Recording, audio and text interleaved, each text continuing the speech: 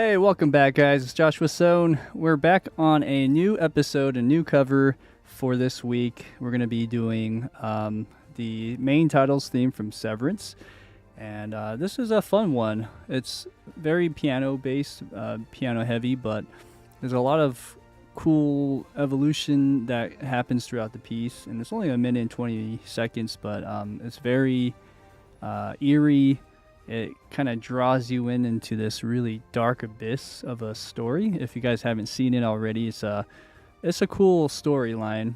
It's about basically a guy who goes down to a basement office at work, and once he does that, his brain kind of flips, and he becomes a different character. And they call it I think it's called a innie versus an outie. I forget actually. Is it the outie? I think it's the innie. Innie is the one that's inside the office, and then once he goes home, his brain flickers back to a different person, or persona, I should say, and it's an outie, something like that. Anyways, that's the feel, and what we're going to do is we're going to try to cover the main titles theme. You'll see a lot of that that I just mentioned in the actual chords itself. There's kind of this like chromatic thing happening, where there's a consonant chord versus the dissonant chord, and it's really cool. So let's go ahead and talk about and play it, and then talk about it afterwards. Here we go.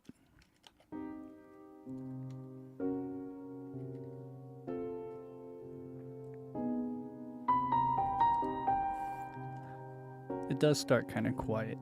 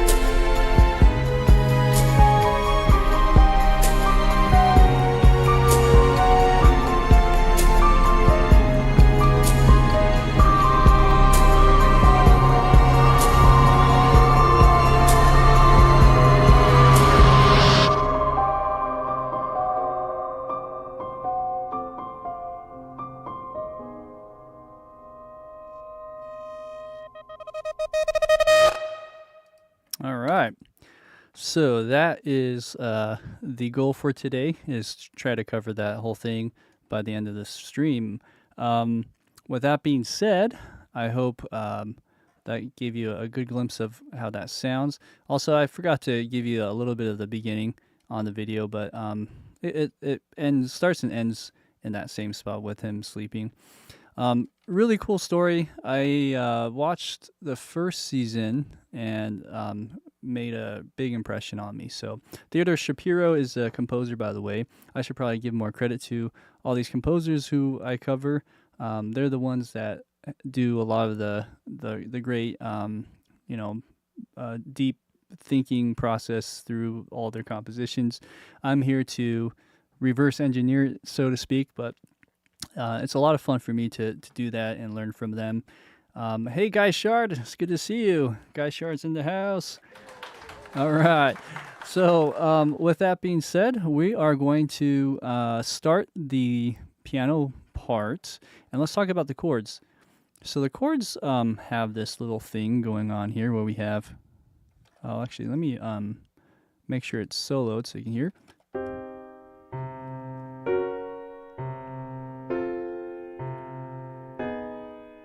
Good. A little bit behind the beat there on that, but that's okay. I'm going to redo that anyways. So the chords here, if you can see that, it's playing C minor. And I should probably write this in real quick. You have then a G flat major chord, which would be like this. And then it goes to a F major chord, kind of like the innie outie sort of analogy. Hey, Lila's got the popcorn ready. And then the last chord here is G sharp minor chord. All over a C. So like technically you would put this as a pedal tone on all of these chords, and it just kind of repeats that as a nice, very memorable, very unique type of progression. So, oh, sorry, I was trying to find a C, and it says B sharp, so that kind of threw me off. I guess you can call it a A flat minor, since we're doing flats here. Yeah, okay, that makes sense. So let's put that through here, through here, through here. Okay. One other thing is I should talk about the instrumentation. So as you heard in that preview, I'll put this up so you can see this a little bit better. But basically, the instrumentation in this piece, what I love about this is you can zoom in, make it bigger, is we have a few things. We have some strings later on, which I have to listen to again to really pick out. But we have a piano, which is the big part. And then we have also this kind of synth keyboard thing. So let's just talk about that real quick. I have some of these lined up already. While I'm talking here, I'll also turn these guys on. These my string patches here, as well as over on, let's see, yeah, I think that's it. I think everything else should be okay. So for now, we're talking about piano. I actually was playing with this, one of my go-to pianos, and it sounds pretty good. Let me just go an octave higher. And then let me remember the chords. There you go.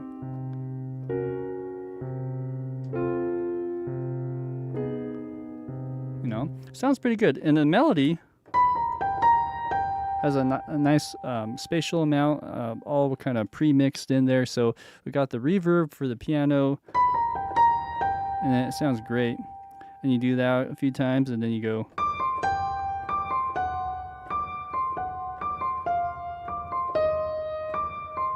And then you play it again. There's also a synth keyboard, and I should mention the synth keys. I just found one quickly, but and this works pretty well, I think.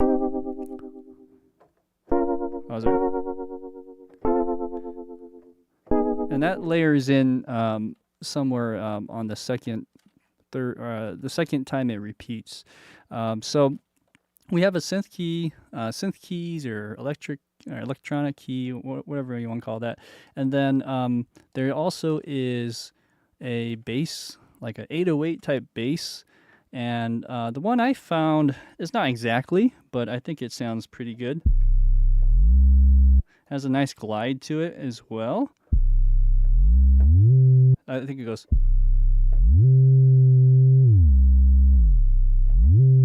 Something like that. So we'll use that towards the second half where the drums come in. Speaking of drums, let's add that in. Drums, it's kind of like a dirty snare. It's nothing like so poppy sounding. And then I think there's other things. Strings come in, of course. But that's pretty much it. So there's some sound effects, like maybe some risers and things like that. Maybe a reverse piano effect in there. And that's the instruments that come to mind. So we're going to come back to that if we need to update the list, but that's pretty much it. So let's go ahead and get started, shall we? So let's go with our piano. And let's see. So you know what? Also, one thing I want to make sure is in my monitors, I'm not too quiet. Okay, that sounds better. Okay, so let's go to the first thing is piano. So I might have to make 2 of these tracks. Call it A and B for now. And actually, honestly, I might have to load it in separately. Now I realize, because I like how they sound. Yeah. Okay. So I'm gonna have to load these in separately because two people have to play these piano parts separately. So let me just add that in as well. I just realized. So this is from the Giant, and it's one of the classic keyboards from Native Instruments. Highly recommend it. It's just like an all-around good piano library. And as that loads, I can kind of jam out here. Let's see. Okay, so we got to get that sound going. This one is from the Giant I mentioned. Okay, and there's just already a preset for this. It's called Emotional. And let's go ahead and give it a whirl. So this one basically can go here. I'll delete that. Okay, now I have two separate parts. I'll do the B part for the chords. Let's try that. Here we go. Oh, sorry, wrong. There you go. Try again.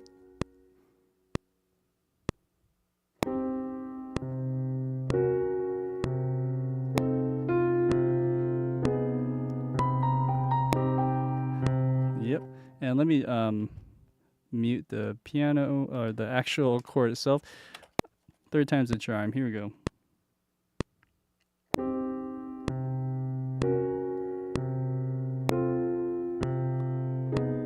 Da, da, da, da, da.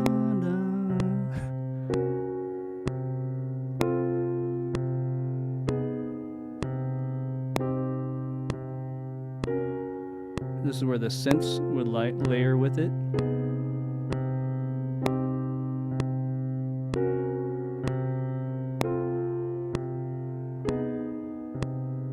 Okay, so we'll do that. Something happened with my sustain key somehow. That felt kind of weird, but let's see. Yeah, it seemed to be working. That's weird. Okay, so let's put this in. When I sing that da da da da da, I kind of rushed this note. Okay.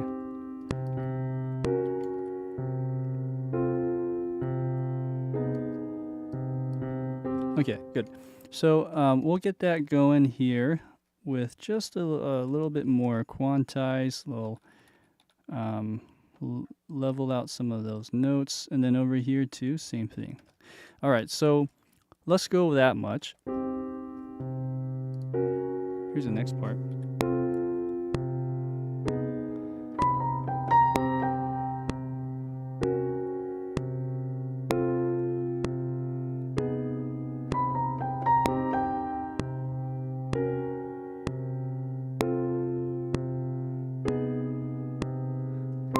Okay, right there.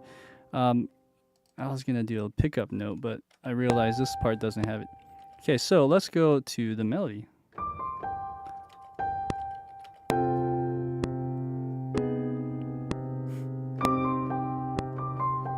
Oh, let's try again.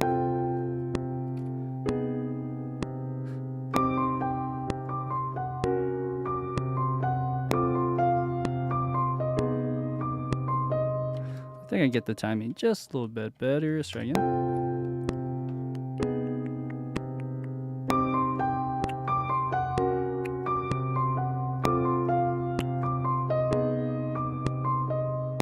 Okay, not bad. I rushed that last three notes, but I think we got that.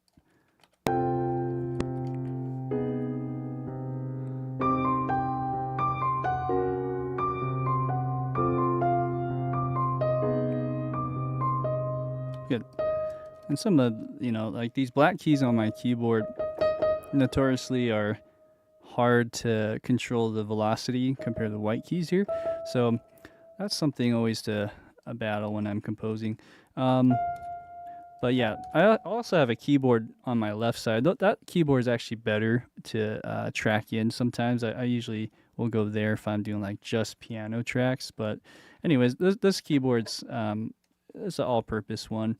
So with this being said, I'm I'm just going to level some of this with the velocities as well. A little bit stronger.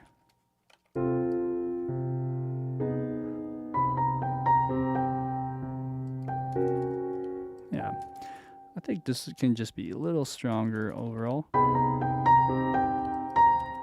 Something like that.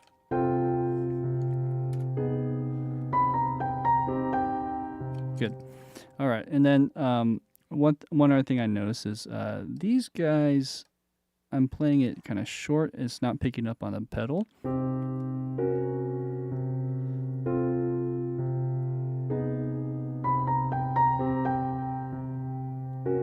Good. Yeah. So let's go with that. All right. So with some of those notes, let's just see how that would feel with the synth layer. So we talked about adding something like this to it. Yeah, so let's go. I'm gonna move myself up there. I prefer having my screen up on top right, but sometimes when you have this video file, it gets in the way. So okay, so anyways, let me go add this in, and I think we need to add a bit of reverb, just a bit. Give it some space.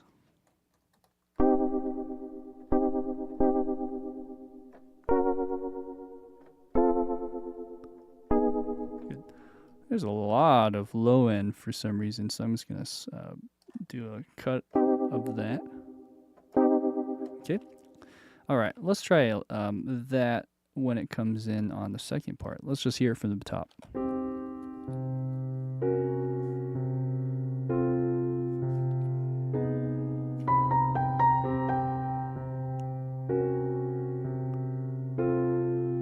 And then right here, I think it comes in.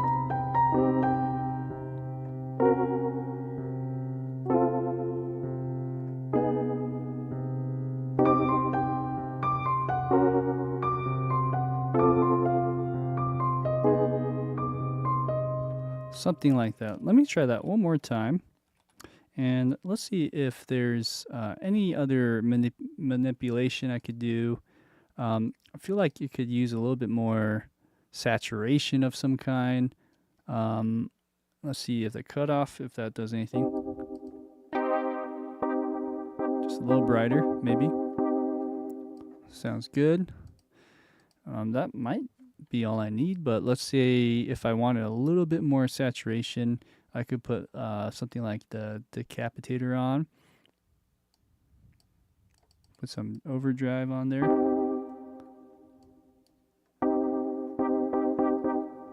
Okay, let's try again. Maybe the tone, I'm not sure. Something like that. Okay, let's try again.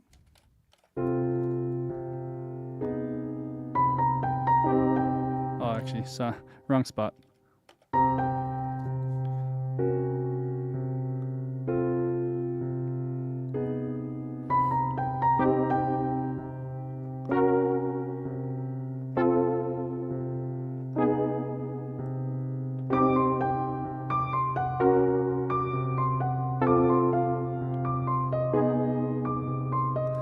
Okay. All right, let's hear how that sounds. Looking at the velocity, I think I may have punched it too hard in the beginning. So I should probably match it more like the ones in the second half.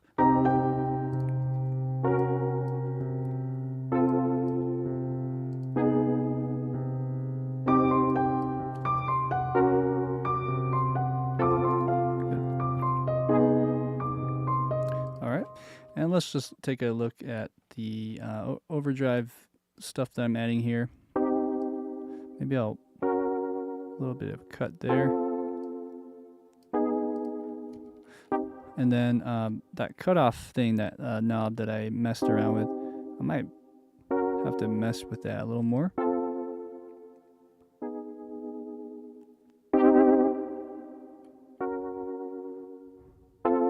The resonance knob is always funky. I always have to mess around with it. It's hard to to know what exactly it does.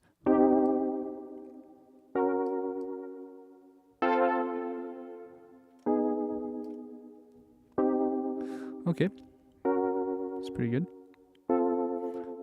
Okay, all right, so that's my version of that synth key. It's not going to be identical. We can, spend hours just perfecting that sound, but what we do want is just to give it that ambience and that eerie quality. I think the reverb's pretty good. Let me just dial that in.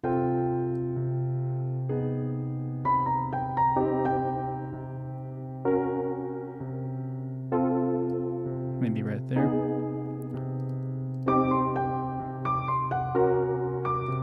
Good. And then I think we could just bring it down a notch on the volume. Yeah, that might have been too much. Okay, so right there. And then what's next? There's a bass line that I transcribed here. It just kind of does this crescendo effect. So right around here. Well, that's pretty loud, huh? Let's try a little bit of that right when this comes in on measure 7.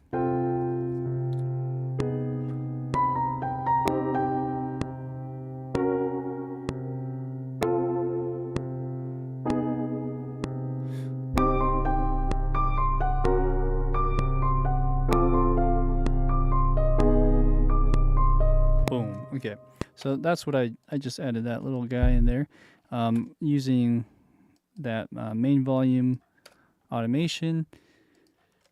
Let's see here. I'm still feeling like this part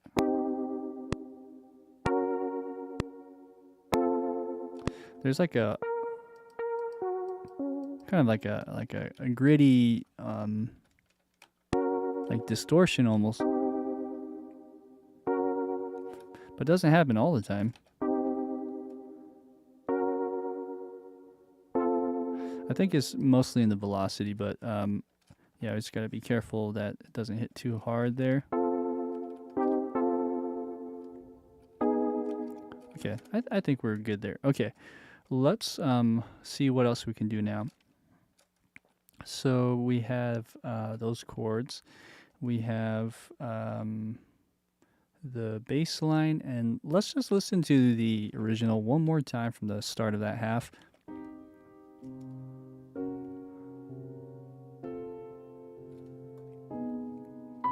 Put it up just a bit. It does start a lot quieter, huh?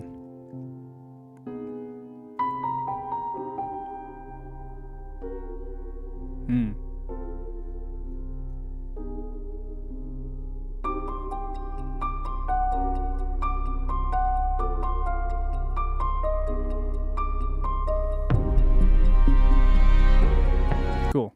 All right, so the percussion is going to be another component here. There's like some, almost sounds like knives, like kitchen knives, sharpening itself on each other here. So we'll have to find some sounds that are like that. In the meantime, let's just get this to start a little quieter. I think that'll help with building this track a little more as time goes on. So let's try that. I'll just start it quieter here. Maybe too quiet. Let's try again.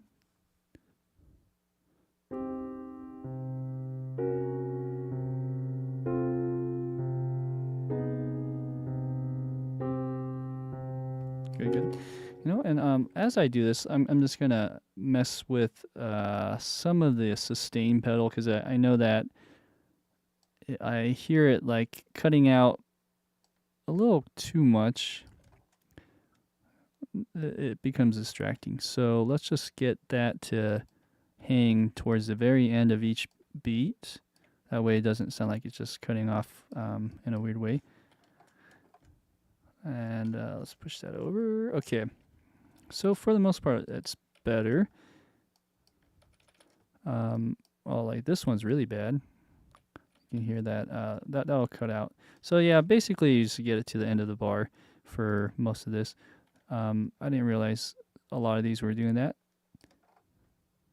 Okay, so that looks good. This one maybe. All right, so we covered that. Hey, 727 Mike, thanks, appreciate it. All right, so we have same thing, and then one other thing I was going to mention. I mean, a lot of it is in velocity too, so maybe I bring some of that down.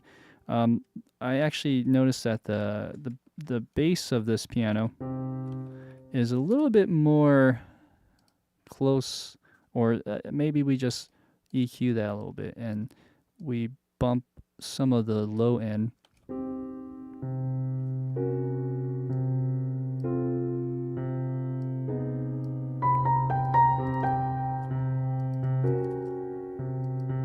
Sorry, I'm editing and doing a lot of things all at once, but I mean, you want some variance. I'm just thinking it gets a little bright, and it's more of a, it's like kind of a more mellow sound. So I'm actually just thinking, if we change the piano here too, I'm just curious how this would sound as opposed to this one. Oh yeah. And then this one's more reverby. Oh, interesting. Okay, so maybe we do that instead. So we change the piano. I'll add some more reverb to that though. And I'm not sure if I need to bump this anymore. Maybe just a little bit.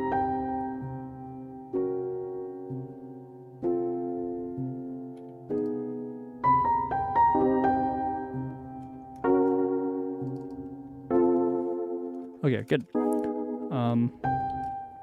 And this one also is a little bit on the bright side. So maybe we cut some of that down. Oops, wrong one.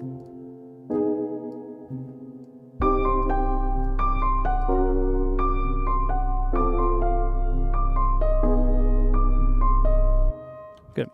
All right. Hey, HTWSYT, welcome. Thanks, Mike. What you have sounds really close already, though. Thank you, I appreciate it. Okay, so now let's go to some other things. The percussion, there's going to be a lot of percussion parts that I haven't loaded in yet, so we'll do that together. Let's do that now. Let's go down to my non-tuned MIDI. I have a bunch that I might be able to use. First off, let's go to the drum set, and let's just see if I have something like that. Definitely this would be good. I don't know if you can hear that. Oh, it's not even on. There you go. So like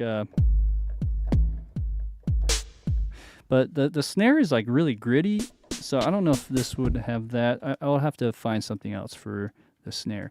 Anywho, we also have some kind of loop thing that we'll have to load in, so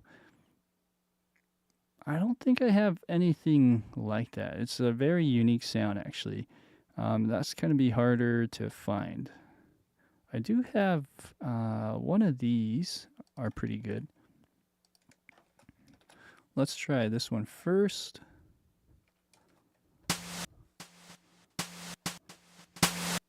Nah. So this one's kind of interesting. It's not quite the sound, but that has like this. It's more of a ticky-tacky sound. So we need something like that. Let's keep looking. Oh, yeah. Oh, hey, Sam. Welcome to the Twitch side of the world. It's good to see you on here. Let's see. We have here. Oh, that probably isn't going to do something. Oh, this one's actually pretty cool. It's Fuzzbox. I just like these just random sounds. I'm gonna see if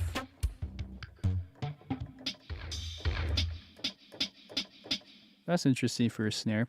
Let's keep looking though. So we have something like. Do I have anything like that? I don't think so.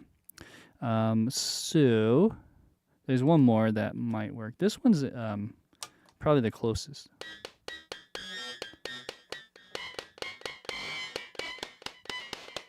It's really bright. Right, let's see.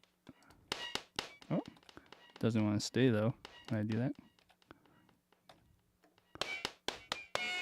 Oh no. I'm in this weird trap here. I should be able to keep this. What was it? It's like keep on or stay on the window. Anyways, it's not the sound, so it doesn't matter. Let's just see what other things I could do though. I mean, you could use like a shaker, for instance. We could sample knife sounds, which would be kind of fun. I'm thinking off the top of my head if there's anything else. Okay, so let's see what we can do with some sound effects. It to me sounds like kitchen knives. I mean, that's pretty morbid, pretty dark. You know, like it's like you're slicing something up. But I do hear something like that, which would be interesting to sample and loop in a sense, and then maybe like process that. So let's just spend a few minutes finding something and messing around with that. First off is I gotta find where those sounds would be. So let's see here. Usually what I do if I'm working on a game, I'll actually open up a different program. So let's just do that. Let's see if you guys can hear this. Hopefully, I haven't actually done this on a stream, so hopefully it doesn't like, freeze on me or anything. What I'm going to do is I'm just going to go knives. Okay, and this will be a little bit loud, so I'll bring it down. Something like that, right? Like, oh. So, I mean, it has to be like melodic. I mean, not melodic. It has to be loopable. But something in that realm would be really cool to do. So,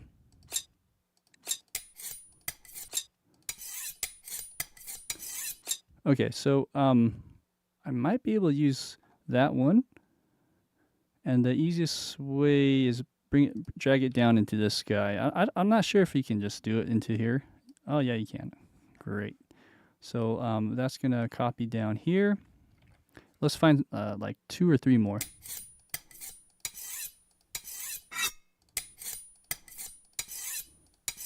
It always starts the same, huh? Oh, okay, but that's a different sound. And then let's do this one. And then let's find some other short sounds.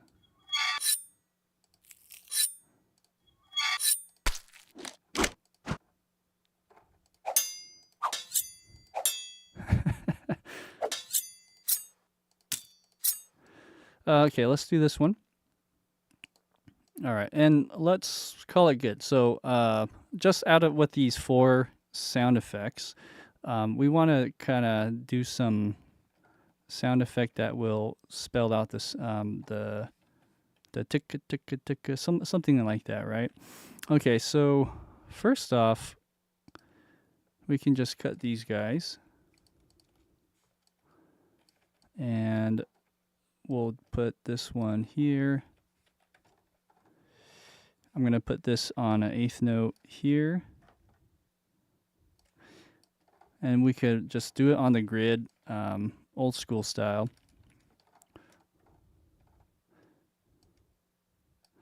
Okay, so what am I trying to do? So we want to go 8th notes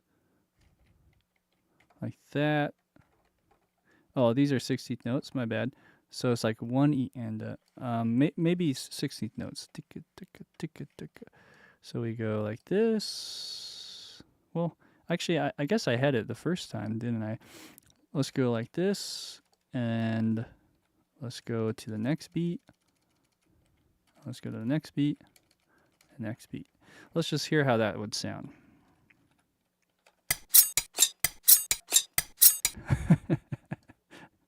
Okay, so I think this really long one is probably not the best sound effect for this, but I'm just gonna see if this would do anything.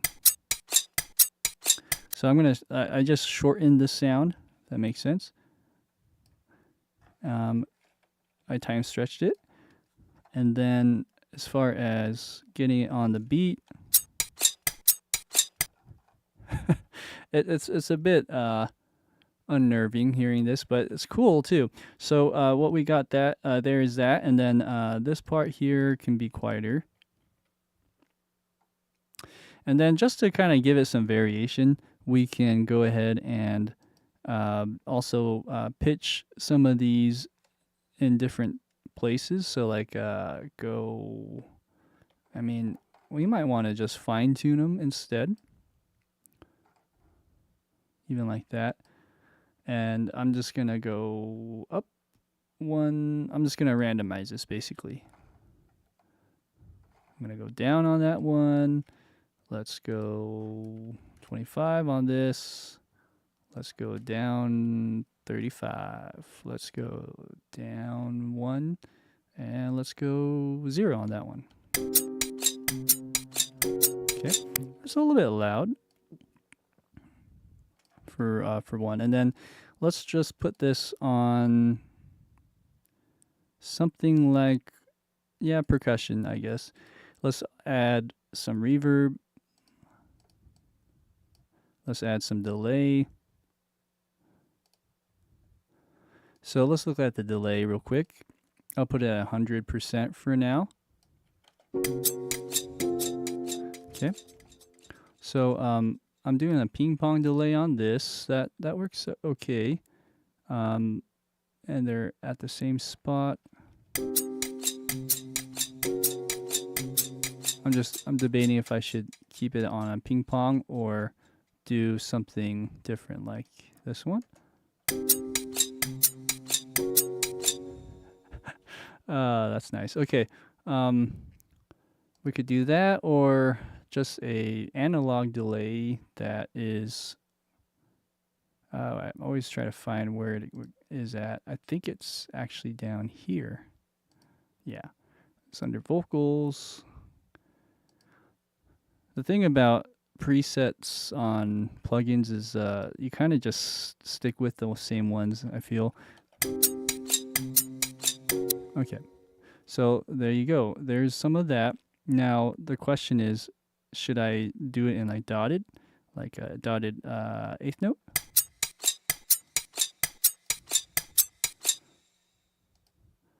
Okay.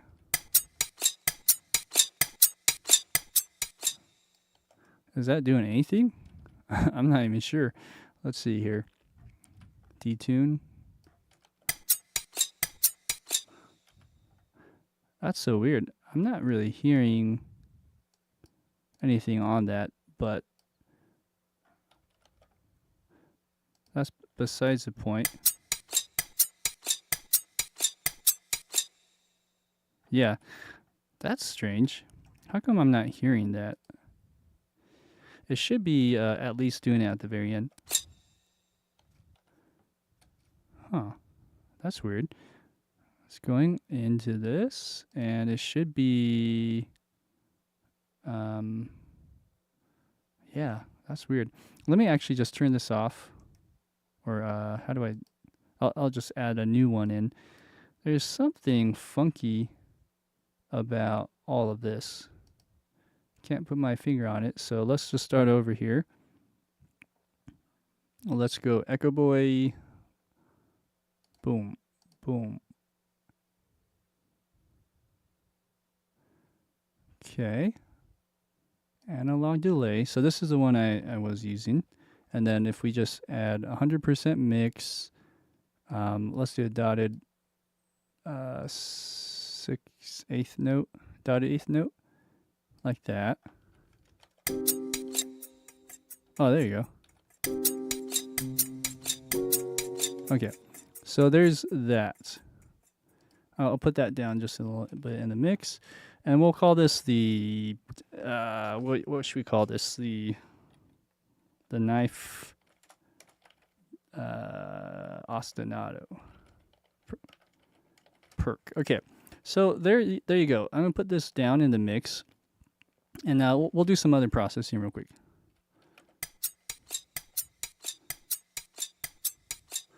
So let's see what this does.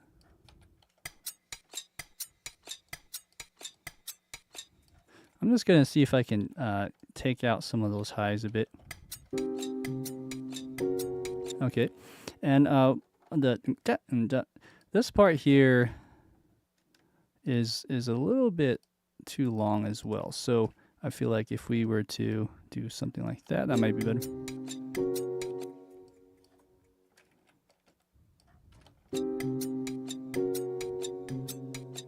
Okay, all right. So I hope that makes sense what I'm doing there.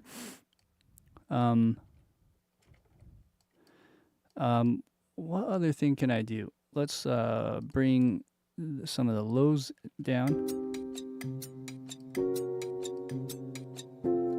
Okay, and then there's maybe a little bit right there. Yeah, that's kind of interesting. I don't know if that's the right sound, to be honest. I guess we can just listen to it now. So let's go to where the actual percussion starts, right about here.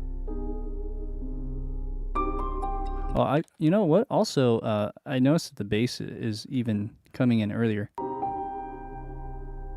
Oh yeah, so it's actually right there. So just a mental note, it should be right here instead, which means our bass line comes in even quieter around there. All right. Okay, good. And let's listen to the recording now. So that little knife thing that we're hearing starts here at measure 7.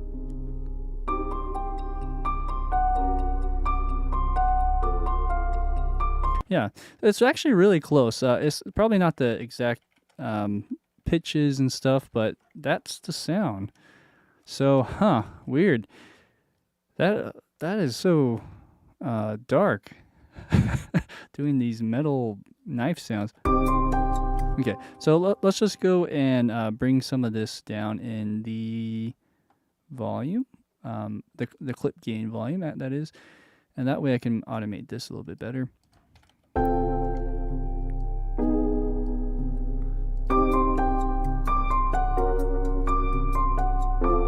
Good.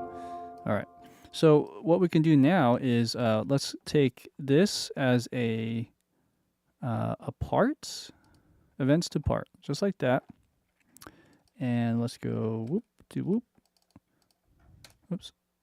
And we're going to make this one big chunk of a bar. So it's just one bar, and then now I can just copy and paste. Now, with that, you probably want to automate that. I think it's going towards the very end. I'm not sure. We'll check on that, but we do want to do some automation. So let's go and do that right now.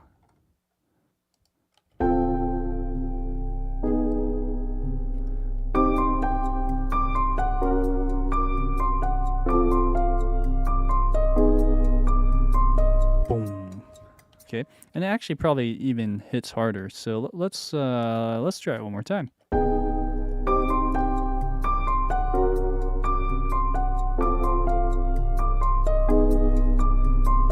Oh, I right-clicked something.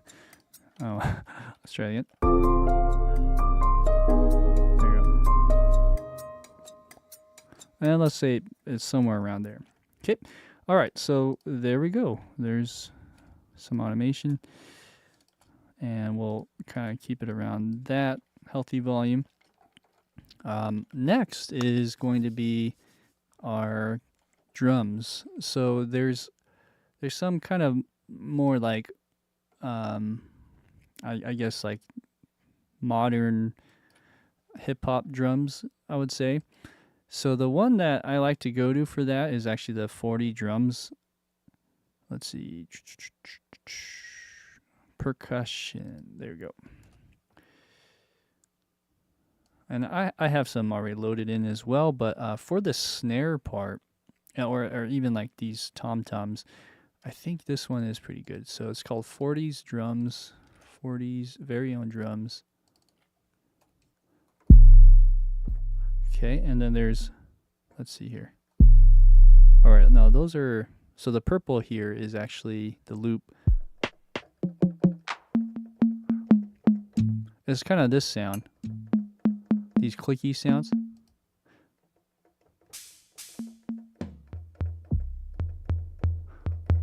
Like that. Let's listen to the drum beat here.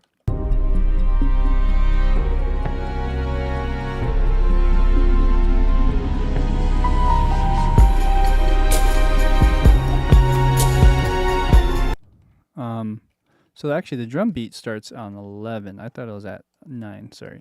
But that's still applicable. We still need to find that sound. Let's hear it one more time.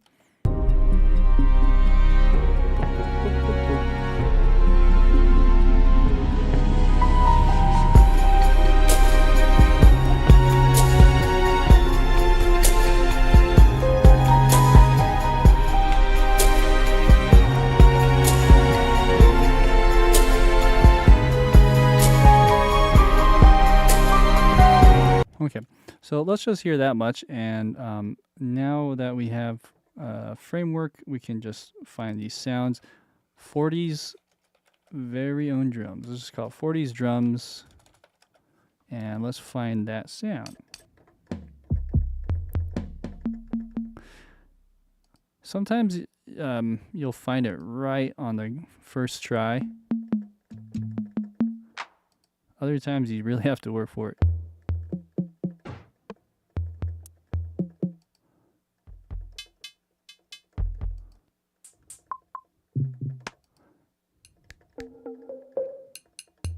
Oh, that was good right there. Boop, boop, boop. It's close. We'll come back to that. Under the Tracks is called.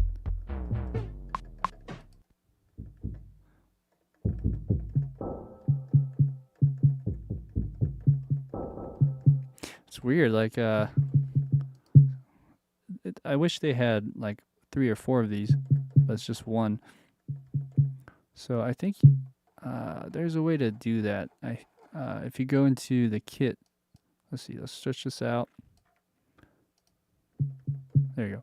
So I think I can copy and paste this.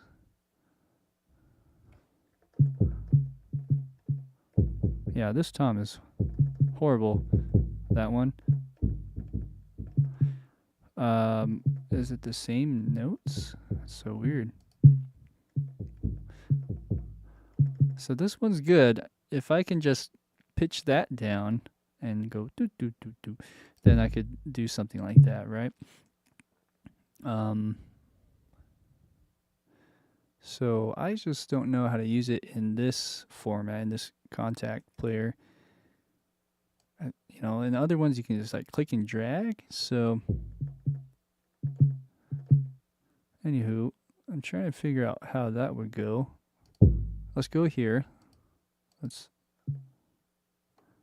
move this over to other drums, I guess.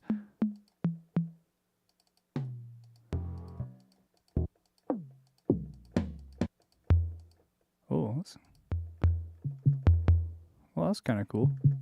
It's not the same kit, but it'll do. Let's try this other one.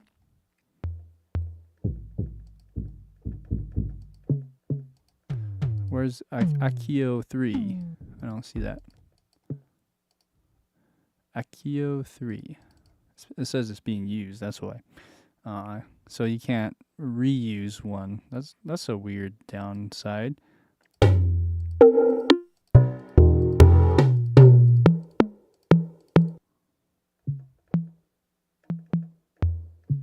Okay.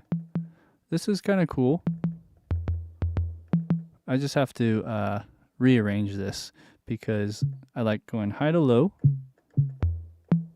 So this one needs to go there. 401. 401.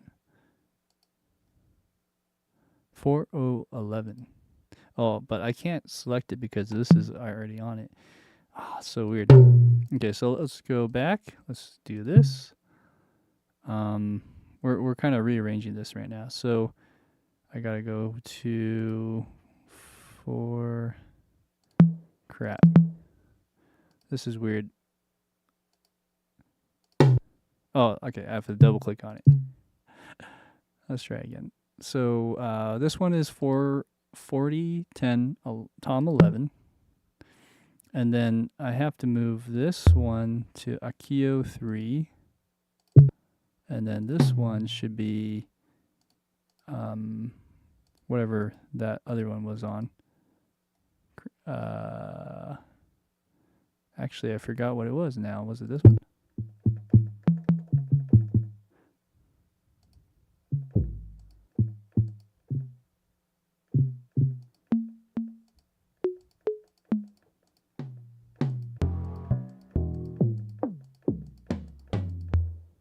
Oh, it's this one.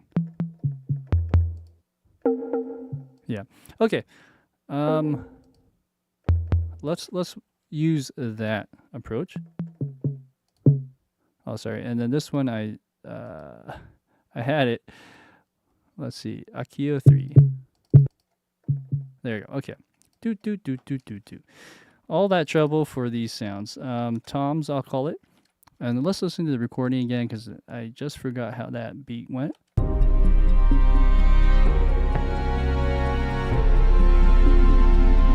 Boop, boop, boop, boop, boop, boop. Okay, so we might even just use 2 of those 3 sounds.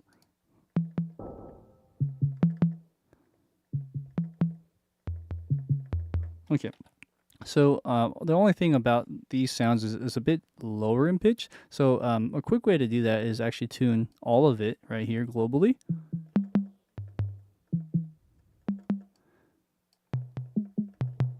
Oh, and sorry, Sam, I totally disregard your note there. How does one combine a good coherent melody with odd harmonies like this?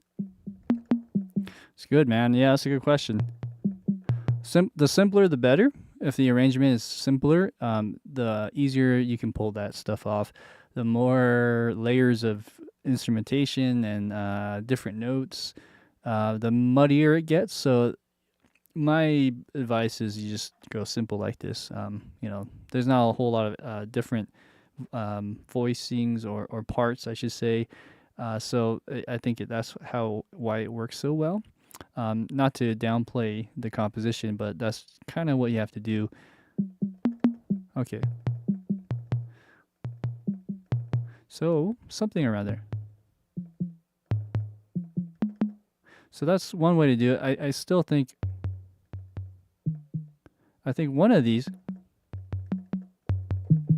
this one needs to pitch up separately.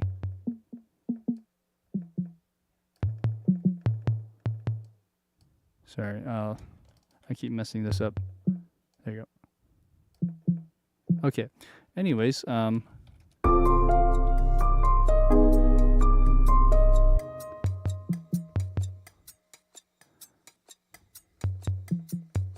okay. It's something like that. But what am I missing here? I think I'm missing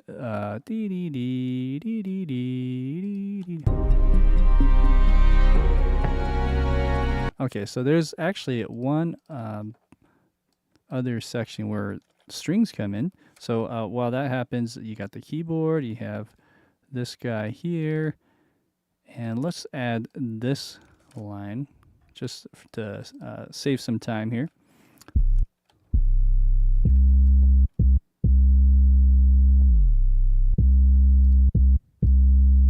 Something like that. Let's listen.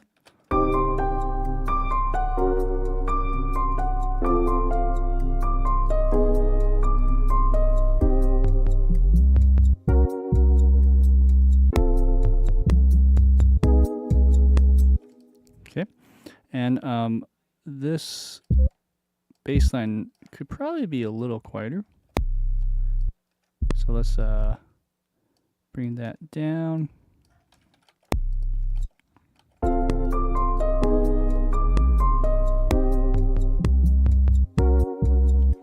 I think there's a glide here. I'm just debating if I should glide it or not. Let's glide it.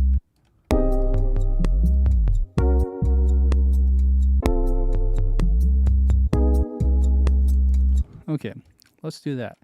So with that, there's strings, and let's just get this tom beat that I did a little bit tighter.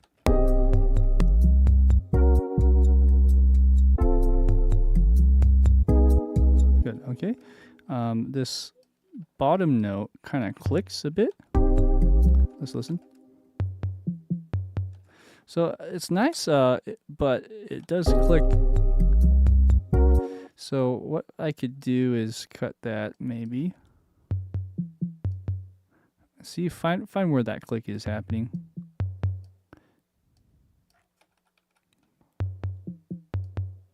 I might have to do it separately in that sample.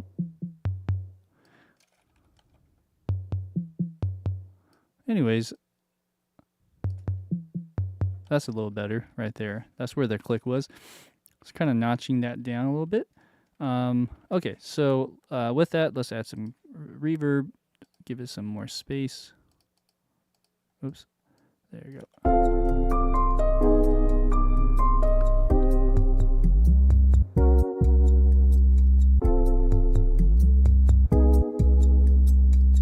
Okay, great.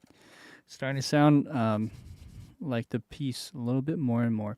So there's this string sound.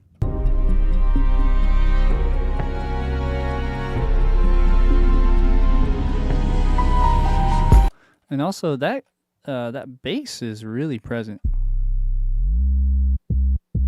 So anything I can do to keep that bass more present and not cut out anywhere is better. So I should probably lengthen these notes so that they are going longer and longer, and also maybe in the release time too. So this is a really short release time. So if I just make all of both of these at least, that will be better. So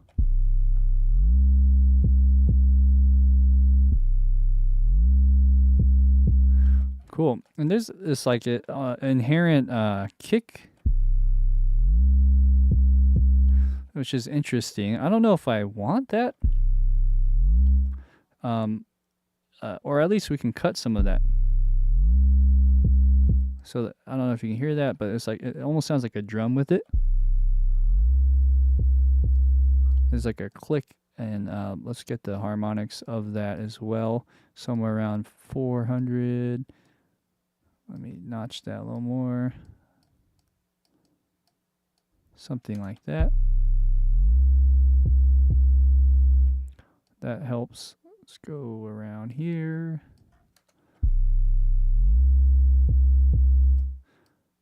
Let's do one more.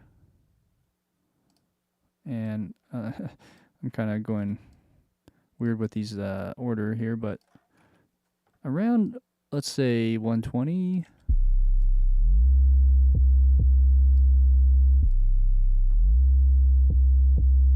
I can still hear it, which is, it's funky. So let's flip this. I'm gonna go here. Let's make 4 go around the clicky area.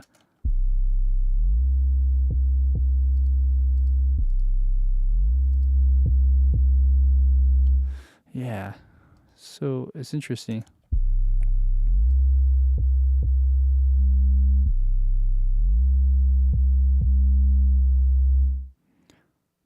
So that's another thing that we need to sort of fix real quick. If I can fix that, then I'll feel a lot better.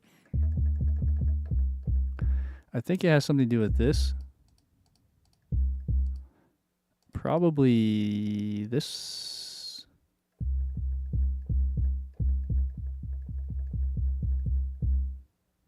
So I'll bring that down just a little bit. What about this?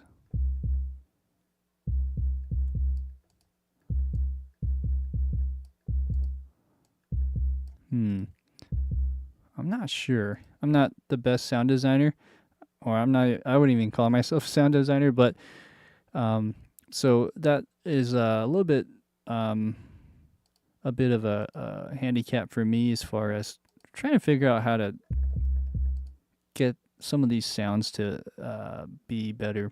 I think also we can get some of the attack over so that some of that kick is not there.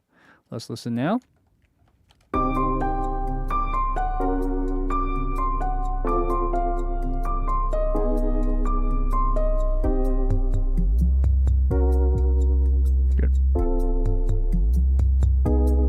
Good. And then these low notes, I think it had something to do with this, so maybe I bring this back in. I think it's more of the attack time that I'm feeling is what's causing that. I still kind of hear it, but it's better.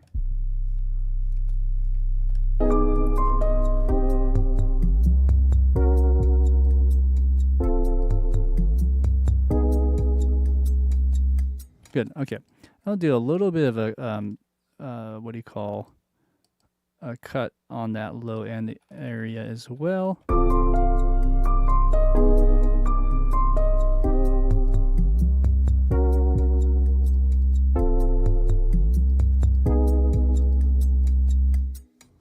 Cool.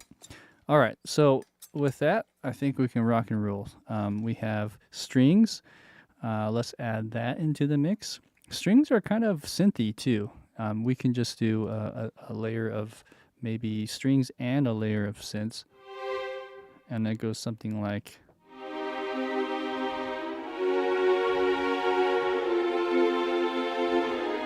Let's listen to the track though.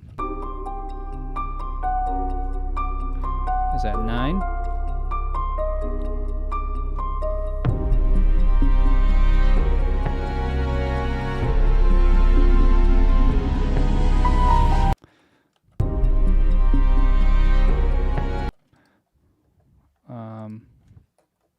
So a different snare. I mean, not snare. String sound.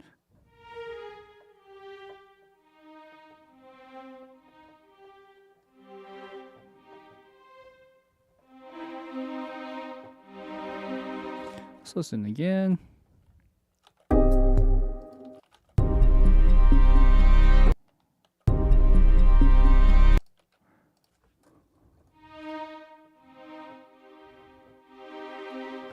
I hear a G.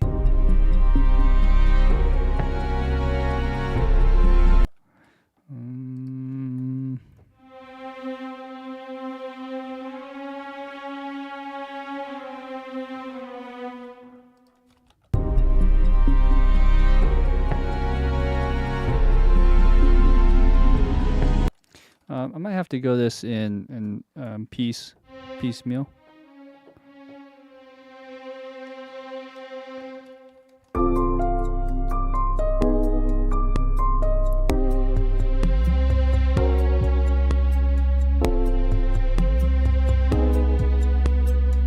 Okay, there's the bottom voice. And this is more on the cello, so maybe I'll use the cello instead of this part. That way it's on the right side. Let's add some breath to that.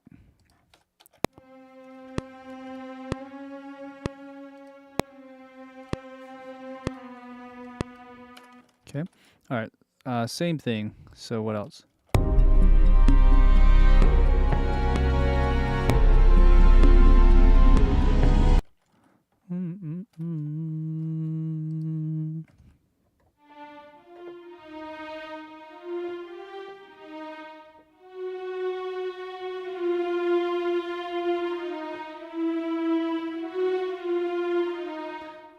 Last note.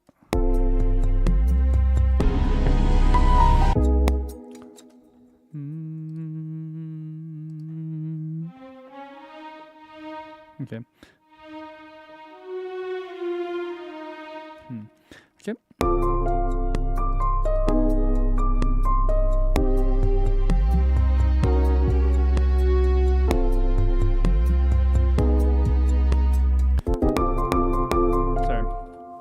2 of these. Let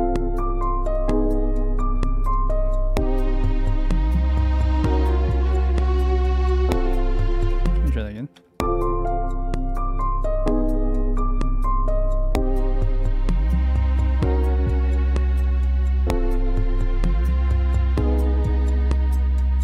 Okay, I'll make that twice layered. Okay, now let's look at this part.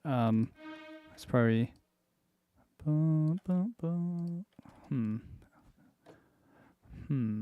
just thinking here.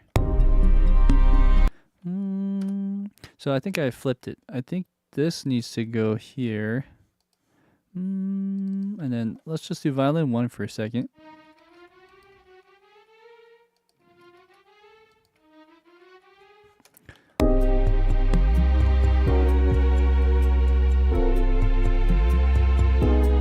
Okay, let's just make sure that's the right chords. So you have C minor, G flat major, F major, and then that is a flat minor.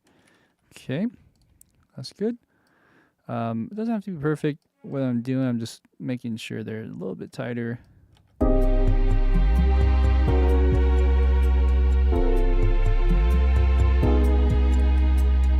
Okay. And then on top of those notes, let's just see if we can layer that with something a little bit more synthy, I guess. I think there's a layer of that somewhere. So let's find something that would work. The one that comes to mind is Omnisphere. So let's go and open an instance of that.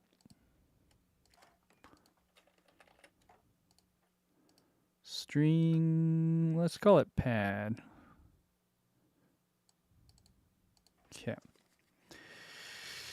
And this will just help give it a lift. Also, the strings itself that I have here probably can have a little more reverb.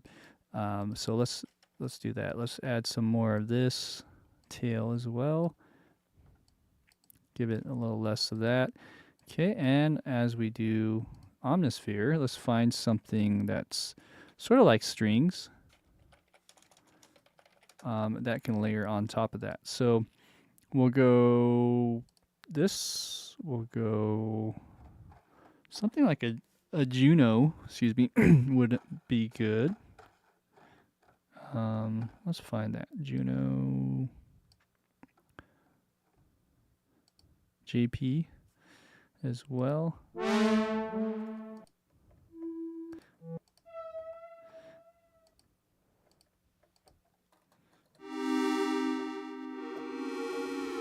It's not really a string.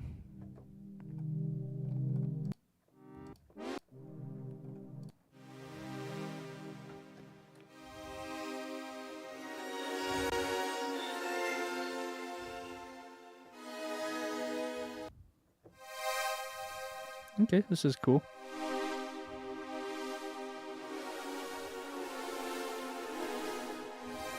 It's a bit big, so I'm not sure if that's the best sound, but let's start there. Oh, there's also this one. Let's see. Interesting.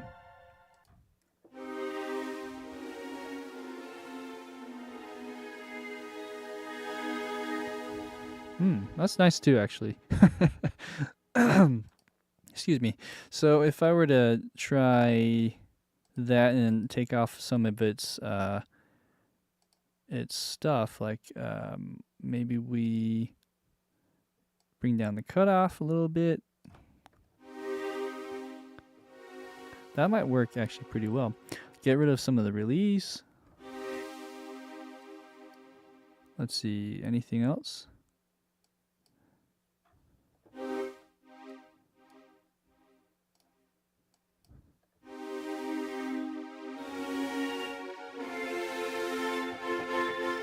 There's some weird, like, phasey thing. Maybe it's the phase. I thought I saw a phaser here. Let's get rid of that. Or a flanger. Okay. And then there's a delay somewhere that I'm hearing. Why is there a delay but I don't see it? Is it chorus echo? Oh, it's the echo. Okay. Yeah, that is a delay. Okay, so I think we got what we needed from that. And then I'll add my own reverb here. And this should really sell it. So let's take one of these. Well, actually, how should I do this? Let's just take all of this and let's bring this over to here, like that. Get rid of the duplicates. Oh, there's still a duplicate there. Okay, and let's hear how that sounds.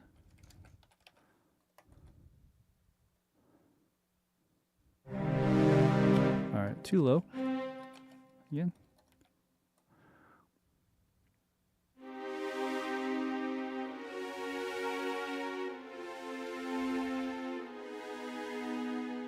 Okay, let's hear that with the strings.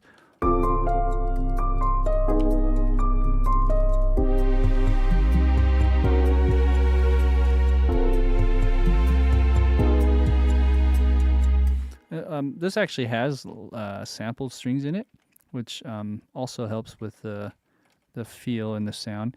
There's a bit of reverb or something happening. Maybe there's some phasing happening with one of those things. It's just kind of sounding weird. Here we go.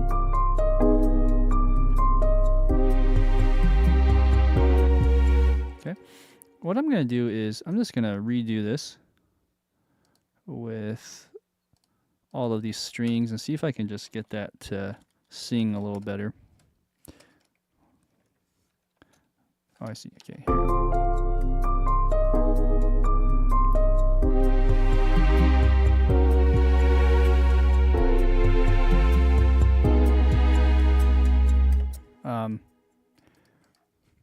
Let's bring some of the volume down.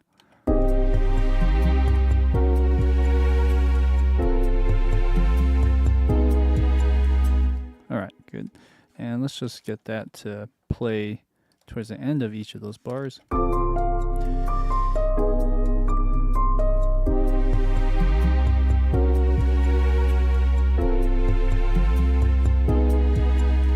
That's the idea.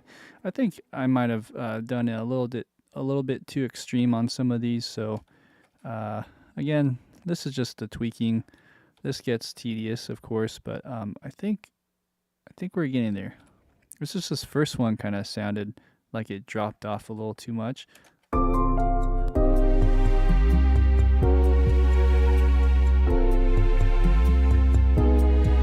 Yeah, something like that. Even some of this here, just to give it some presence and variation, we'll just draw it in a little more.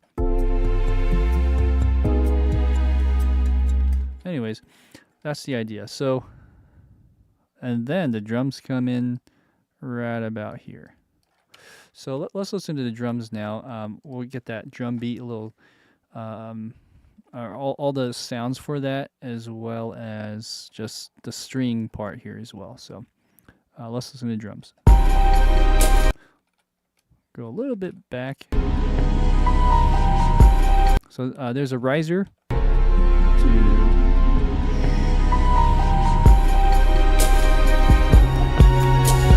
So is there a snare or a cymbal hit? Yeah, it's very faint. There's a cymbal there. Okay, let's listen to the kick.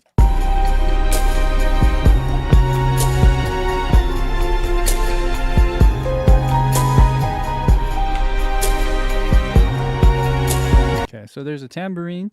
There's a kick, a nice hard kick. I don't think I have. Well, maybe. Let's load in a nice hard kick. So I have some. Let's go over here. Let's look at all these guys.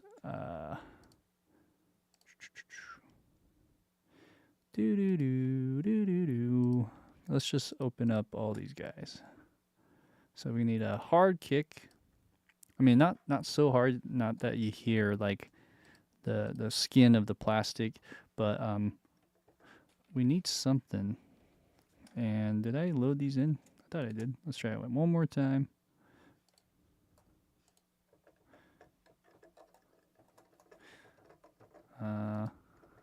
Not hearing anything. Well, that's weird. Let's see if I could just do it one at a time.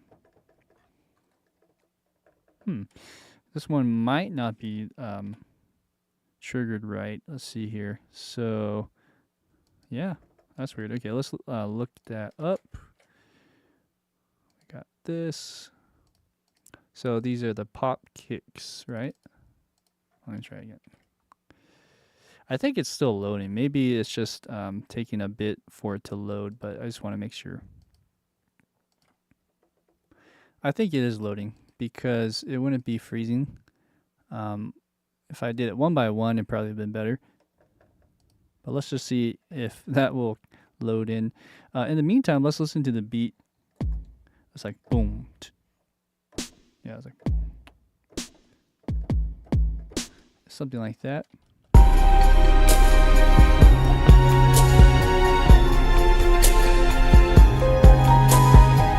Okay, so it's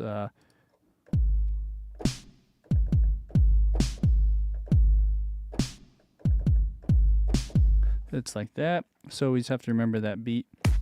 Okay, here's our nice kicks. Oh, that's pretty nice. Let's just keep going.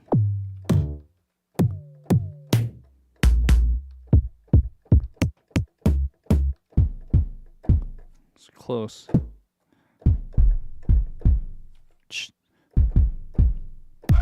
Nope.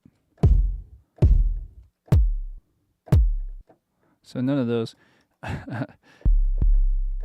That's cool. Okay, let's keep going. So if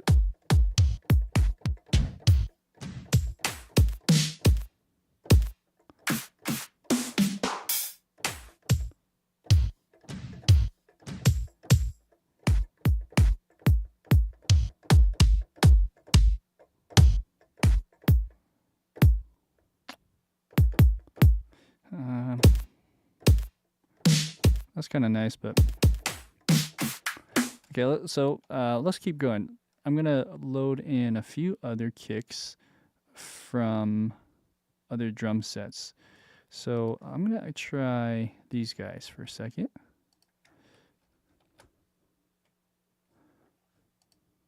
Oh no! Look at this. It looks like I just ran into a weird thing. So I'm gonna save this, and I have to get out. Okay, so let's get out here. And this is my sample thing. I hate when this happens. At least we have something to play around with while this loads. It's not going to load that. It's not going to take that long to load, to be honest. But I do need to get out of Nuendo. And as I do this, let's make sure that I disconnect here. Okay, good. That's weird. That usually, I don't run into that problem much anymore. But my computer was acting funny earlier today, so that could be why. While we're waiting, let's look at other sounds here that I've came across. So at one point, I was working for a game, and I had to do a bunch of like hand sounds and basketball sounds even. So that was kind of fun to put together. So while we get this loaded, which, man, Nuendo froze again. What we'll do is I'll just kind of show you what I was doing like 2 years ago, getting ready for this game. Still not out, but the Foley is really fun. So we have something like this, as you can hear. Hopefully you can hear that, yeah. There's also some sounds where you're rubbing up on things. I'm going to load in this one. Let's just do that. So there's a lot of these like Foley stuff that I recorded with a field recorder. And in the game, it's like a real life game. So you put your VR headset on, and you're like you put your hands on stuff and slide it, and so there's a lot of cool sounds that way. And then I had some basketball sounds, but let's see, I'm not sure. Oh, it's right here. So these are some custom basketball sounds that I put together. As you can hear, there's like round robins basically of 15 or so. What else? And that's a hard surface. This is a soft surface, like against carpet. I can put that up just a little bit.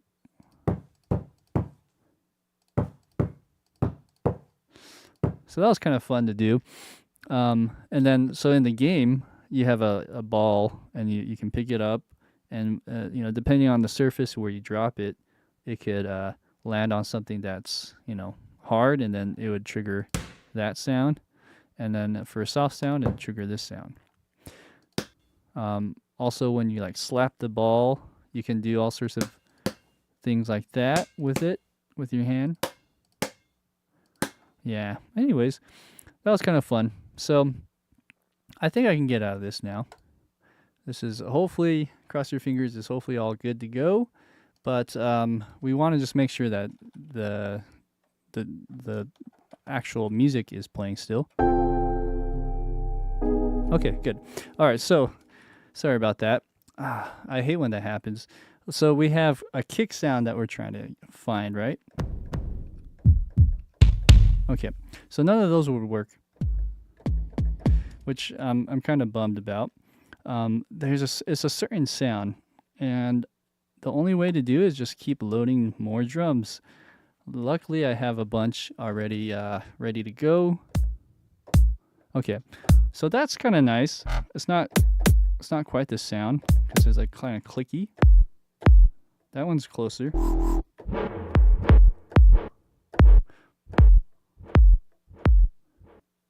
Sorry, I wasn't sure if that like want was with it. This actually is really close. It might need just a little more. Oh, not that. But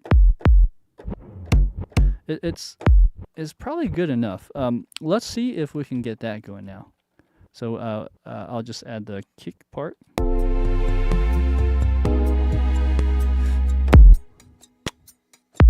That was a little too loud. Let's try again.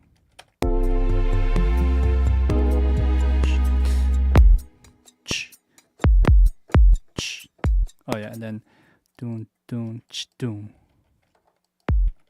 All right, so there you go. And then kind of tighten that just a little more. Okay, so then let's put that into here. And I'm not sure how long it goes for, but I'll just go to the end of that.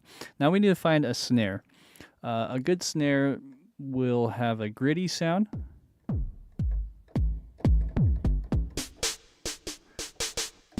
All of this is too high pitched.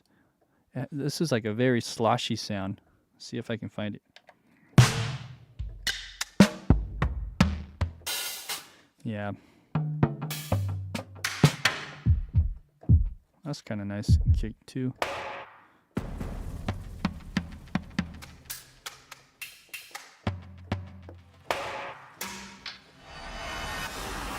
That's nice, all those reverse sounds. That might come in handy later. But let's keep going with snare sounds, shall we? So I don't know if I have any snare sounds here that would sound good. Probably not. So then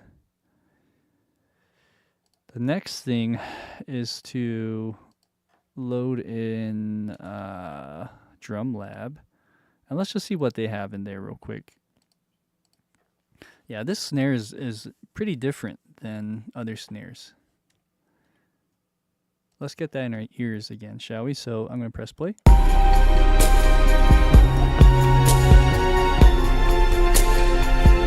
Is that right? Okay. Well, it's a lot higher pitched than I thought. I thought it was a little bit more low pitched. Okay, so you know, I take it back. Some of these might work better in my mind, but as we do this, I'll still load in DrumLab as I was mentioning. And let's just get some sounds here real quick and see if I can find a good one. I'll put this up here. So if it was anything, it'd be like a dirty.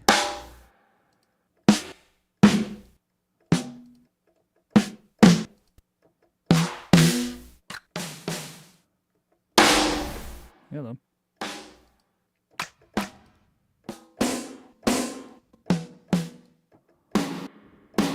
It's kind of cool. Okay, so maybe not that sample either, but now that I heard it again,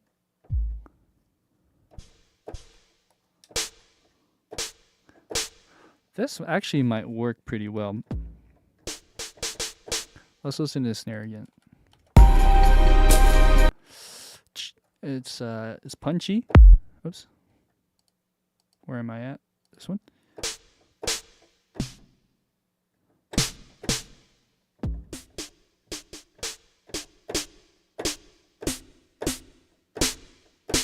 It's almost like two snares. It's a little bit more.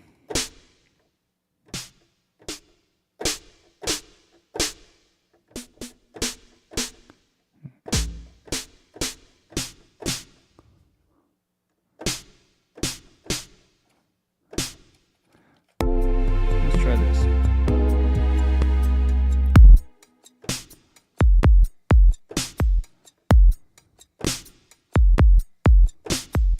Okay, that's not the most exact sound. There's something about this snare.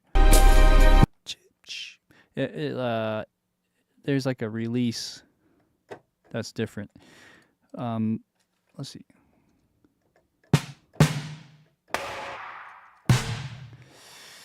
It's hard to explain, huh?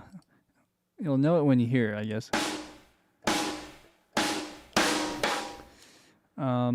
But yeah, it's something like this. Okay. I mean, we could go this one again.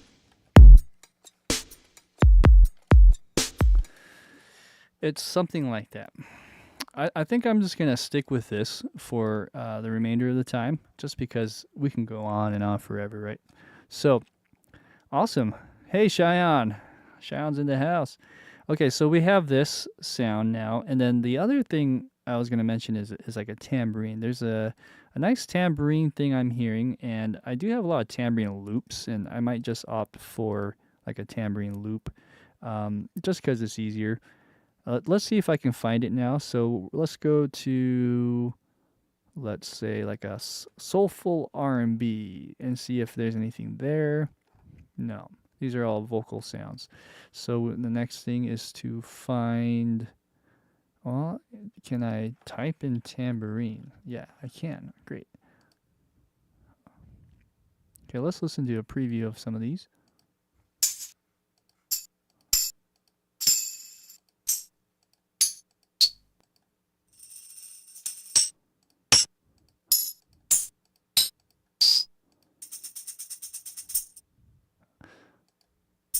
Okay, so this actually would work pretty well. It's just like two notes, but basically we can get that to work. So if we go musical mode, is that going to work? No. I think I have to time stretch it maybe. So it'll be like 1 E and a. Oh, that's actually pretty good. We just gotta get that to sit a little bit better, and then we go like this. I'm gonna also just mess with the fine tune here to get a little variety. If it's the same thing, it gets kind of boring.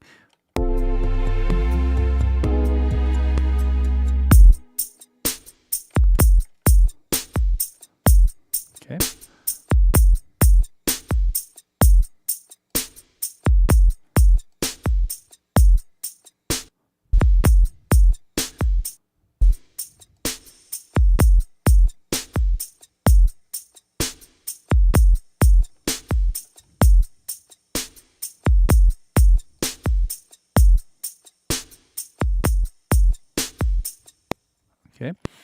right, so we're getting closer and closer. This kick is actually kind of loud, so bring that down.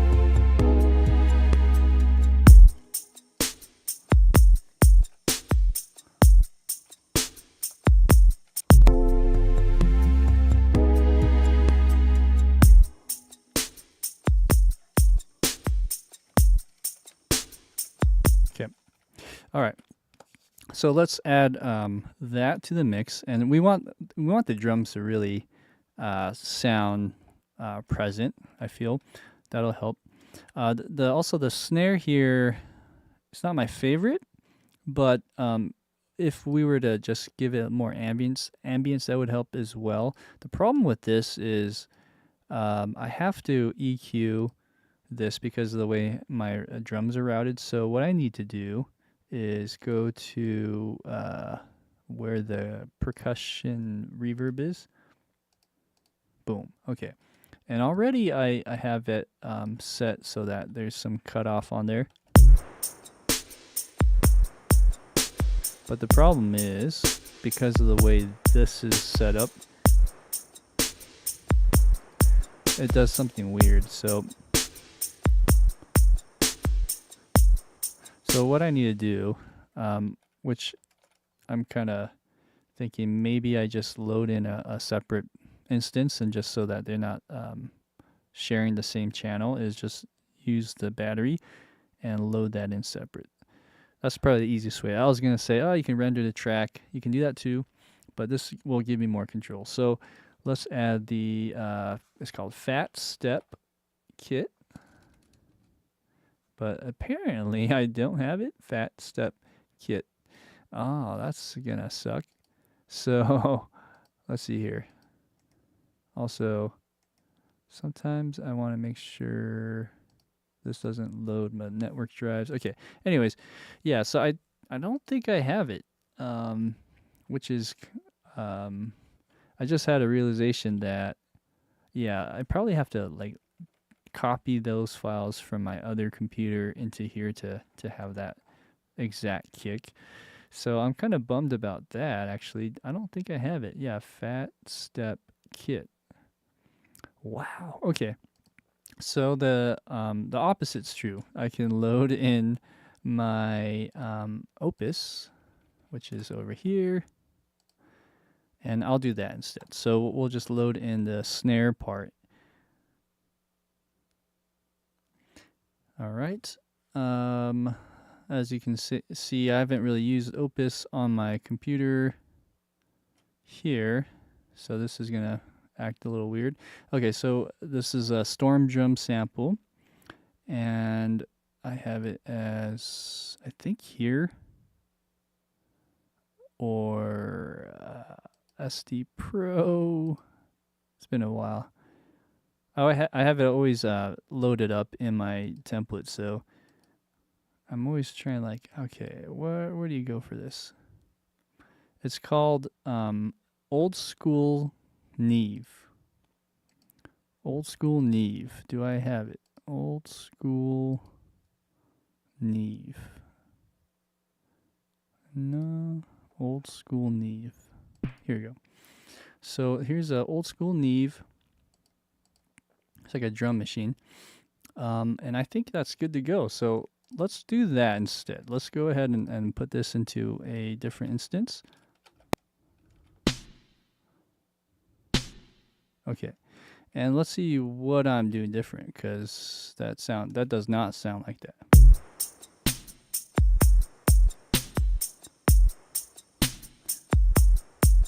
Okay, let's get rid of the reverb on this. And then let's put some reverb here.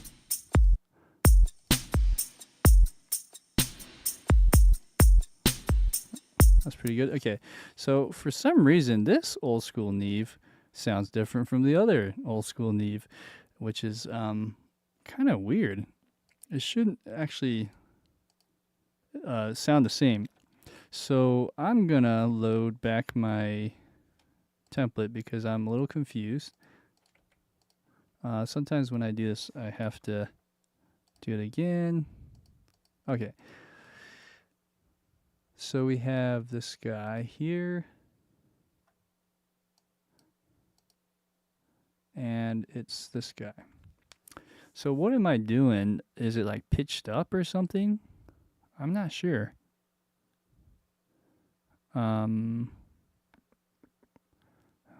Sustain. Yeah. So I don't see like a pitch shifting anywhere here. So why is it sounding so different? That is so weird. You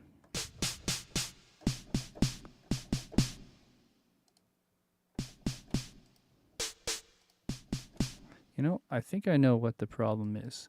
I think I need to go an octave higher for these guys, or lower. Oh, there we go. Okay, I found it. That's it. Okay, so we got our mojo back, so to speak. And now, once we put the drums in with the beat, I think it should go real well. Let's add the bass now. So the bass here is more like the bass changes. So it does something like this. Let me see if I can just grab two of these and put it down here. All right. I think I might have to go like that.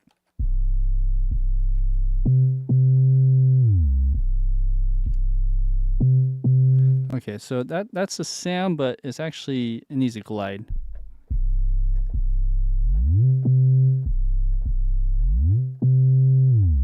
Okay, something like that.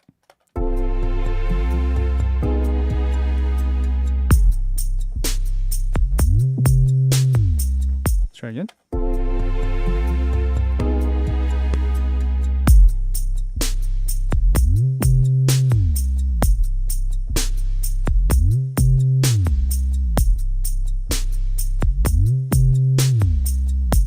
I think that's the sound we're going for. So let's listen to that. So the last sound doesn't glide. So that's the thing that we need to do different.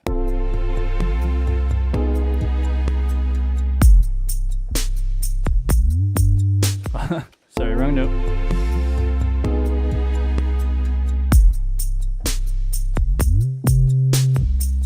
Okay, good. And it's not on the E, but on 4.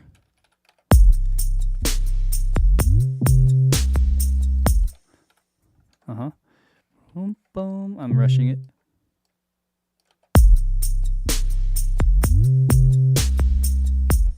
Boom, boom, boom, boom, boom, boom. Oh, sorry, it's on the 8th note. Boom, boom. There you go. That's it. So let's get this to sound as good as possible. So I think these low notes need to really be brought up somehow. Where are we? Where did I go? Right here. So let's see if I can bump up some of that back. Okay, good. And that glide might be a little slow. So let's bring down the glide. Something like that.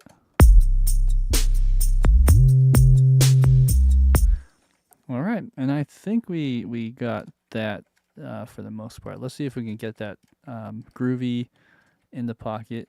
Let's just copy that over and see how that sounds.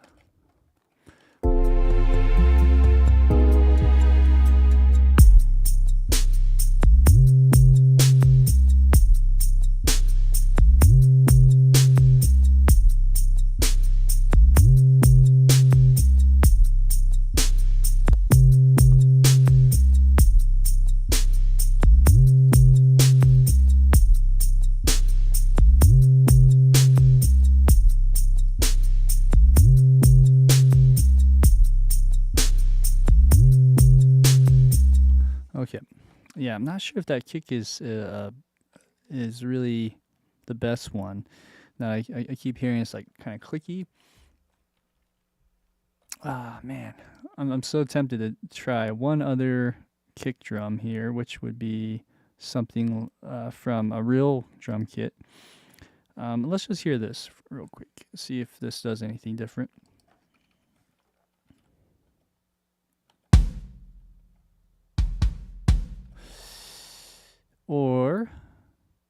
this one.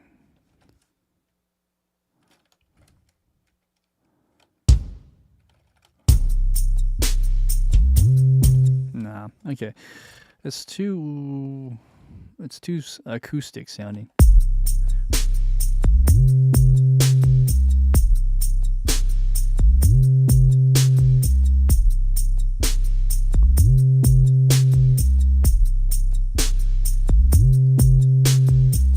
Okay. All right, I think that's as good as they'll get for now. Let's see what this was again. Oh, this is a drum lab. Okay. I think we can delete that unless we want a cymbal. We do need a cymbal hit, don't we?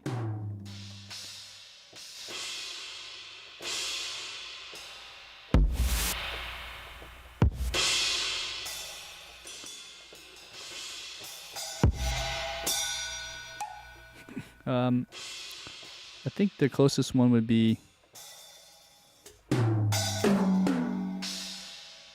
maybe that one.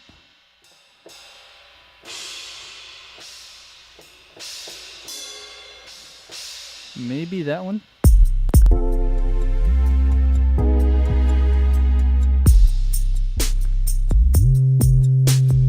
Good. And then let's get that a little louder.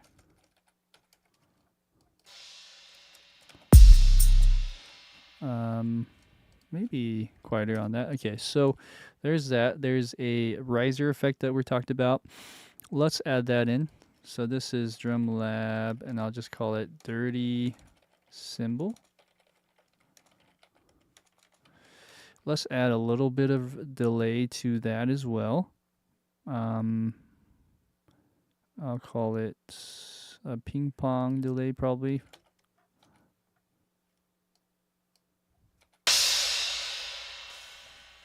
Yeah.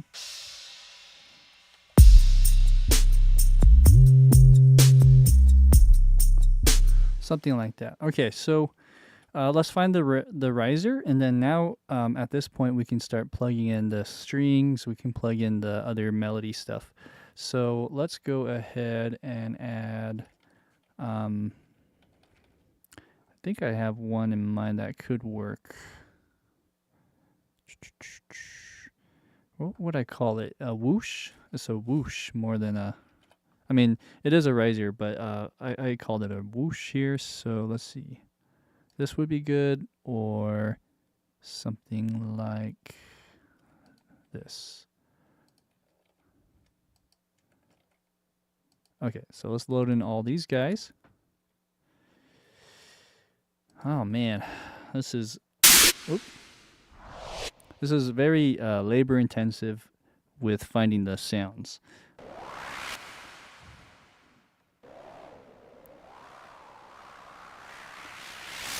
So that's one idea. That's another idea. I love these. These are from Massive. It's like a preset that I got like 10 years ago. There's another one. This is interesting.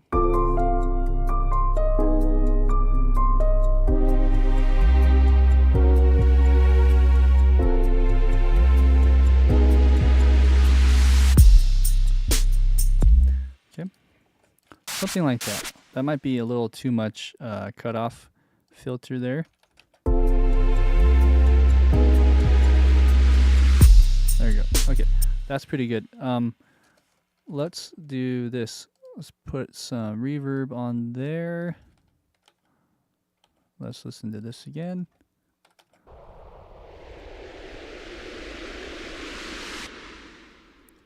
Yeah, so we could add that. We made a little delay too.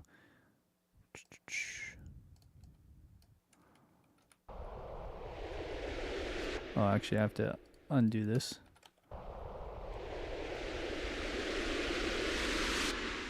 Okay, that should work. Let's listen.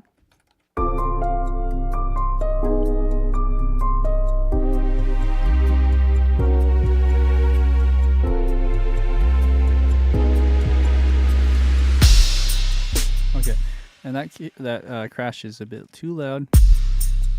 That's probably better. Okay, it's there, it's present, but it's not felt. It's not heard, it's felt.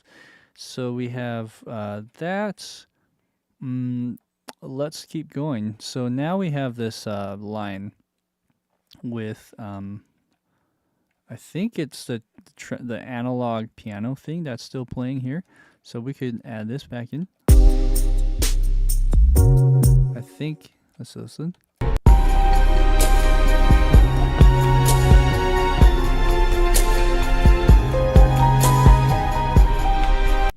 I don't think it's there actually. Maybe. So it's there.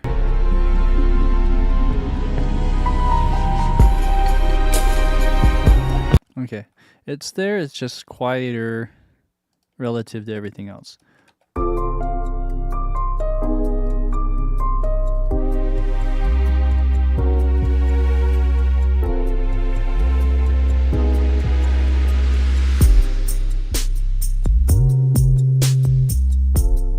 Something like that, okay? Also, when we get to this really loud part, I just want to hear how the drums and the bass sound here.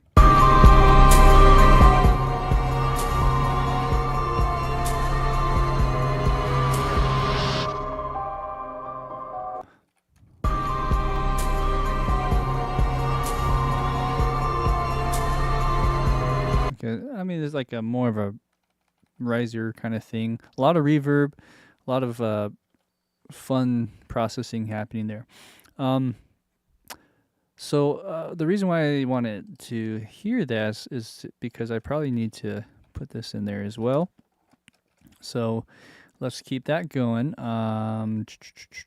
Okay, so we got our drums in for the most part. There might be a few other elements there that I'm missing from percussion, but let's actually focus on the more important parts now, which is the melody. Melody is easy, right? We can basically copy and paste this if we wanted, but just for some variety, let's go ahead and just record that in.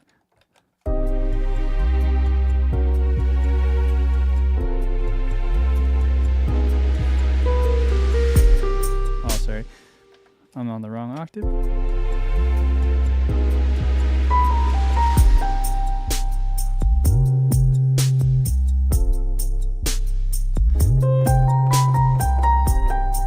A little pickup note there.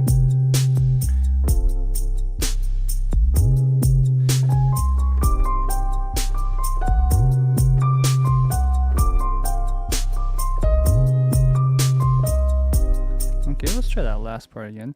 Let's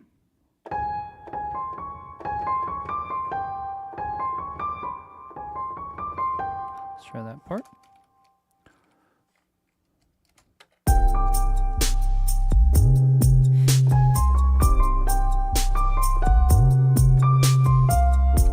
One more time.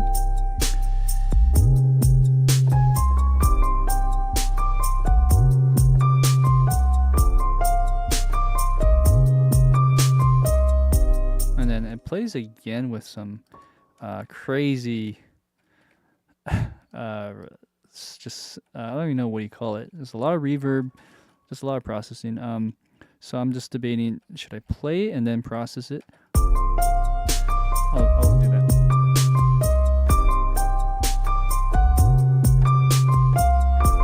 Oops.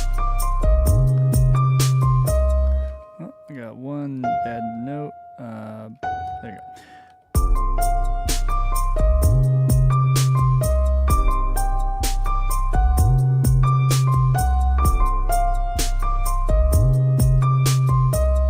Good. Some of these notes I think are kind of short, so I'll just do that. Okay. And then again, these are a little bit exaggerated with the processing, so that's going to help. Awesome. Okay, yeah, it's a great soundtrack, Cheyenne. I know you said that a while ago, so I just read that, or I'm acknowledging that right now, so my apologies. So with that being said, let's go to the next stuff. We got strings. Strings is going to be a little trickier to dissect. Let's listen.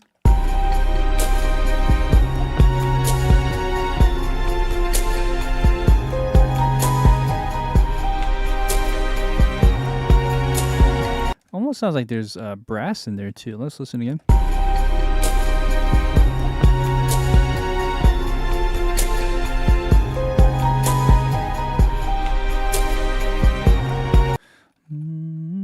I think a lot of this can be copied and pasted over.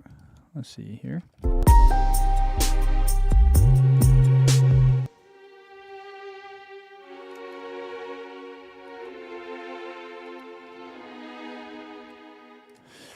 Let's see here. So there's a low note.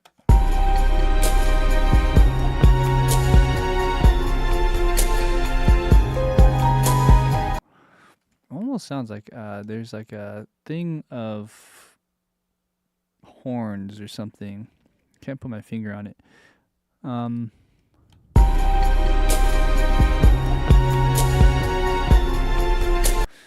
Okay, so let's find that spot.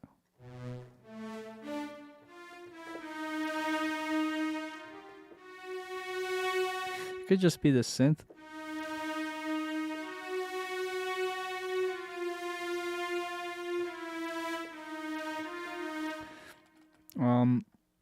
The problem with this is, well, actually, no, this is velocity sensitive, so this would work.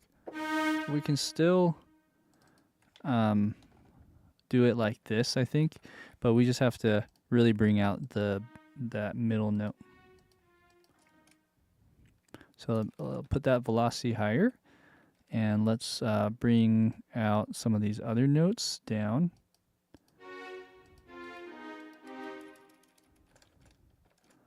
Something like that.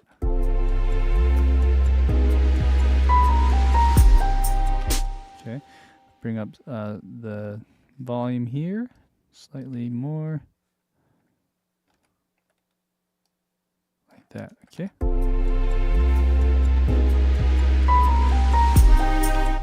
And maybe I crescendo into it a little bit, so let's try that.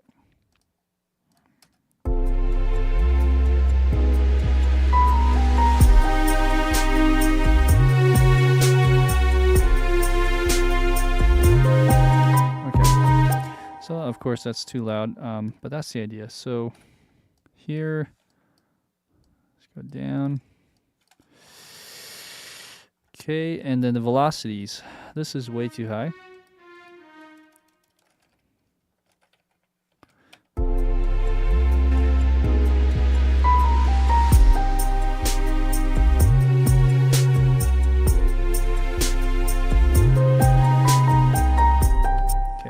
So that's the idea there.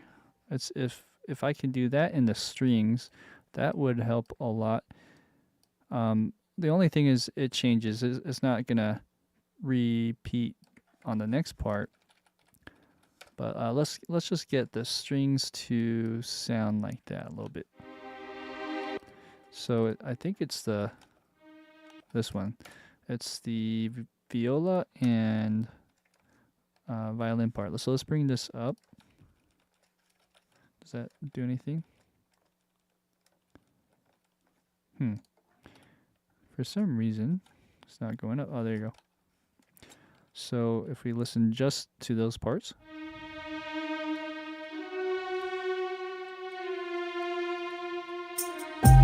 Sounds a little better.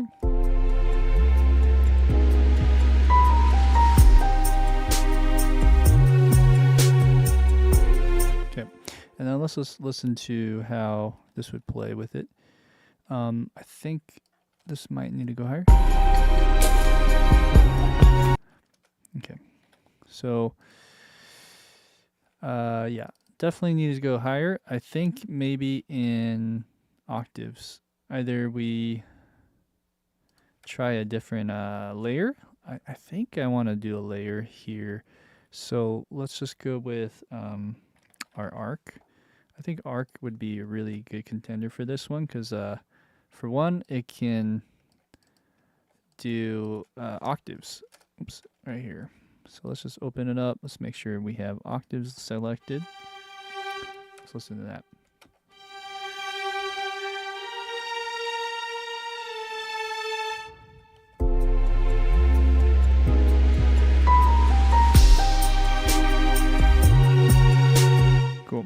That might work just with that, though. Let's delete this and try again.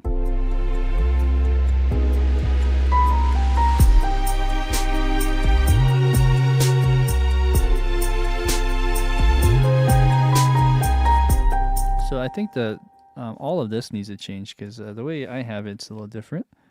Let's try again. Sorry.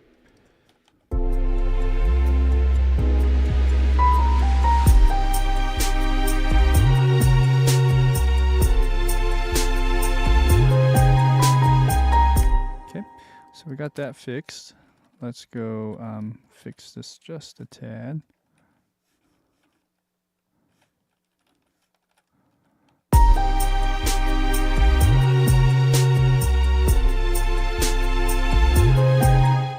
Okay, and same thing here, maybe compress that a little bit.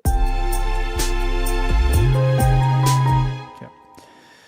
All right, so now let's move this over here, but the thing is in the recording it does something different. So let's see how that plays with it.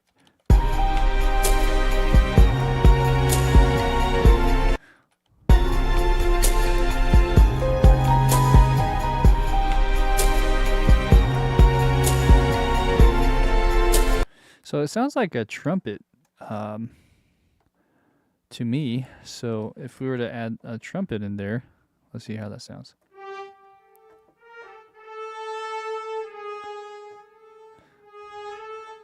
Let's try this one.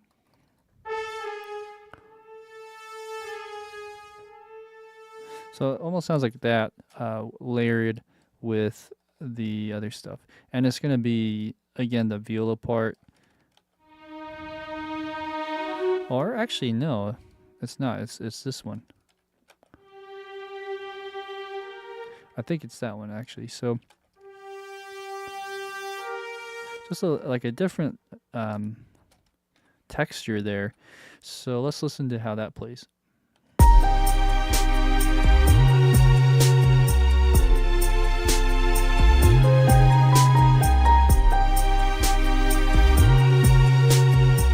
Okay, good. Let's listen by itself. So let's bring this up. Let's do that.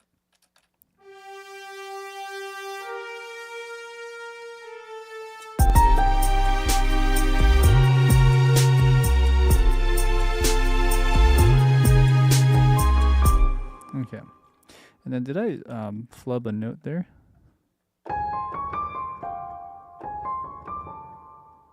Yeah, that's right.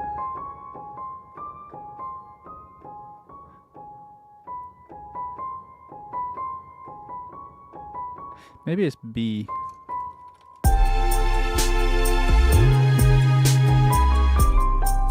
That's it. Okay, I had a wrong note there. Let's go to the next part. Let's listen to the recording.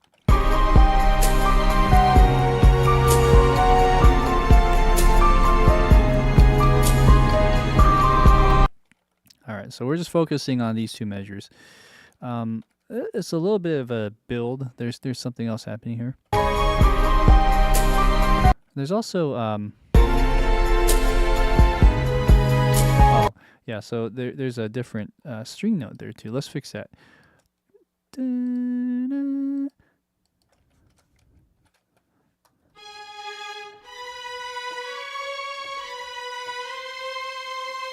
Right, B, C. Oh no, B, C sharp.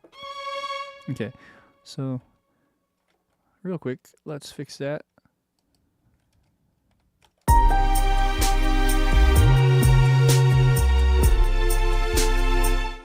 B, and then probably goes higher. Okay. Let's bring this up.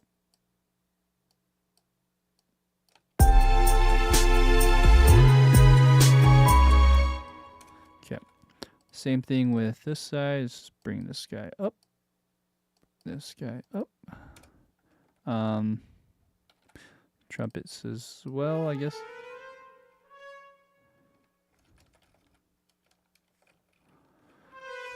Okay. Okay, and now let's listen to what the strings do real quick.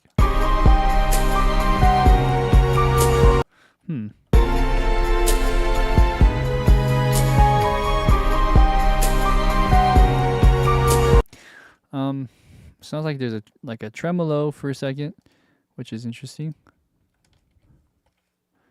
All right, so that first note changes. It's just like for a brief moment. I wonder though if the next measure does that too. It does.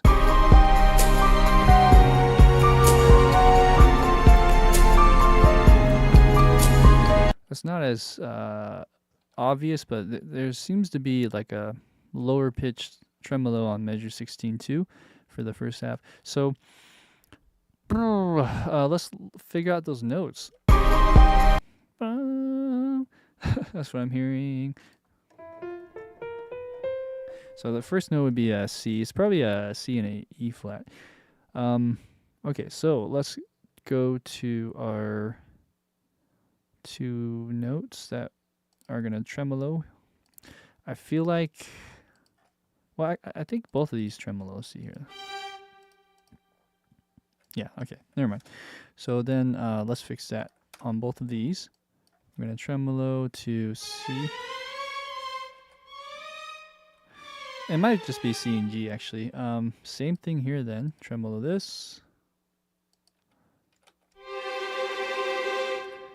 Huh.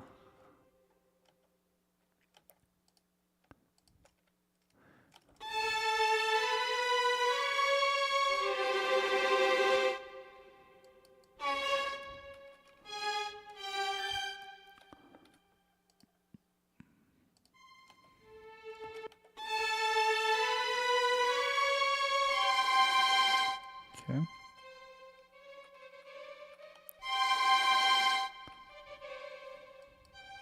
Okay, let's try that.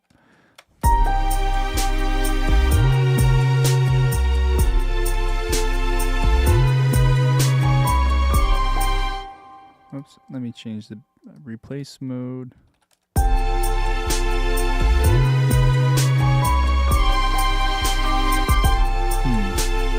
tricky. It's something like that.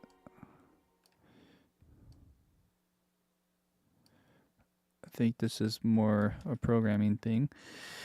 I think there's a C and a G. What is that? So there's an E flat in there, but it's in a different note. Probably this one. So let's go. Shoot, let's go E flat on this one.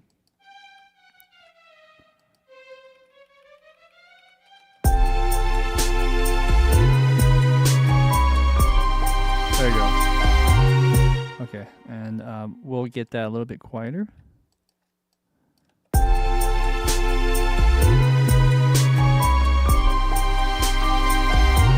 Okay. Hey, thanks, Sam. I appreciate it.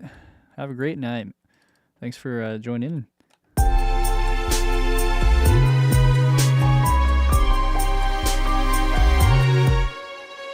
right.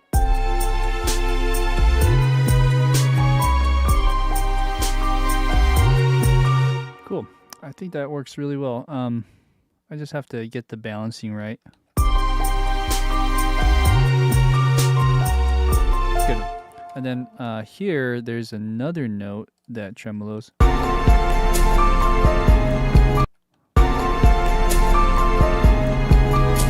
Oh, actually, this one tremolos, it seems like, the whole time.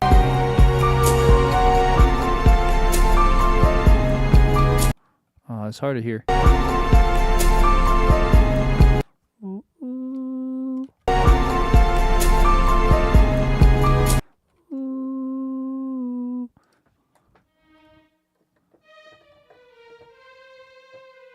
C and B. Okay, so where would that be?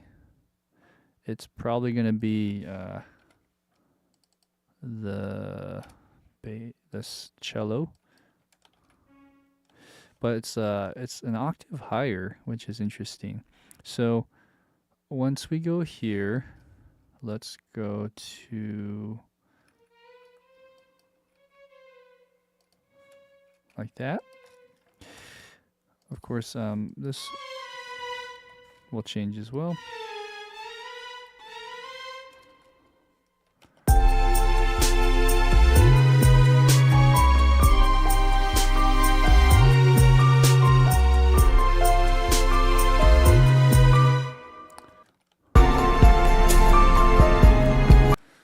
But that should be playing, maybe one side plays the melody. So G sharp, G. So we do that on one side.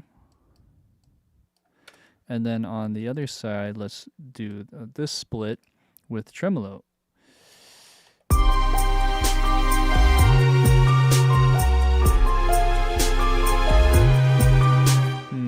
That doesn't sound right. Let's see what else is happening here.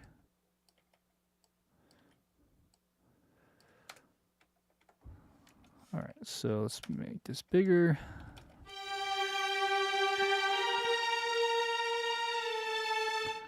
Also, I should probably, crap. I should probably match these two.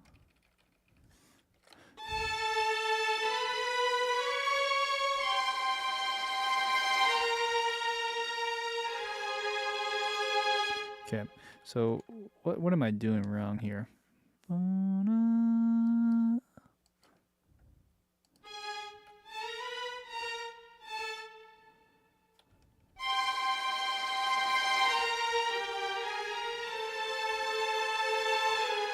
There we go.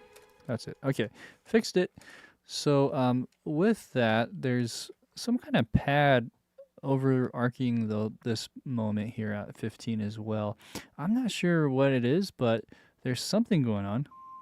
So what we could do is we could add something else here. Maybe it could even be like more brass, for instance.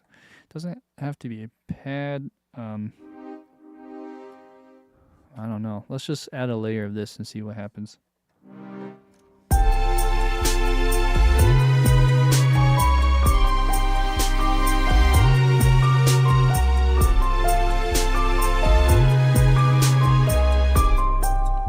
Okay, let's hear this again.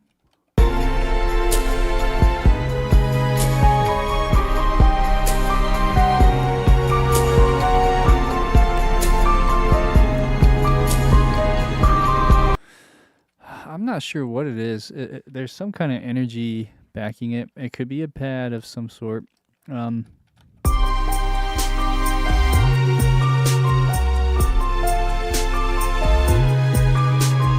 I kind of like that there anyways, so why don't we just add that in? And then I think we just have to,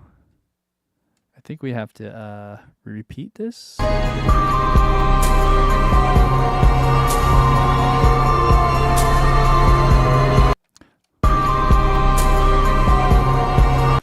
Something like that. Let's see here.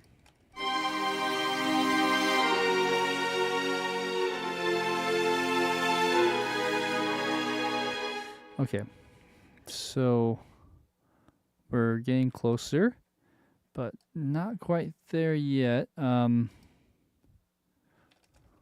Let's try this.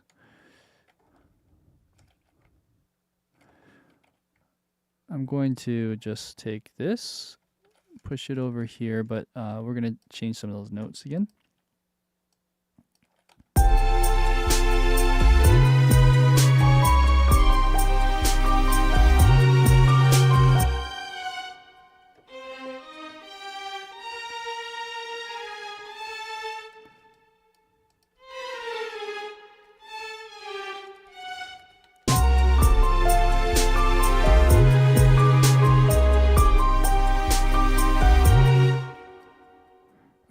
So this part can be shaped a lot with what the piano's doing.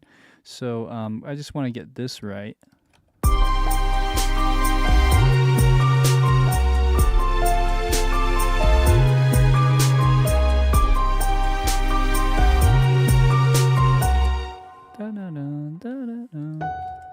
That's right.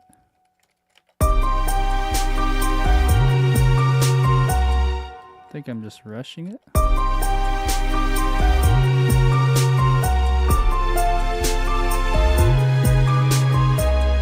Okay, so this stuff is where it gets a little dicey. So I'm wondering how we can do this.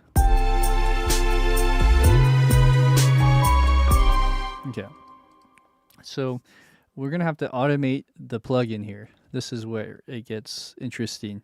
We're gonna add some saturation, just a little bit. I'm wondering if I should use this one. Probably. This one works pretty well, just for automation purposes. So I'll put a little bit of that in there, and maybe we draw it in. Let's see it. I should put it down to 0 first.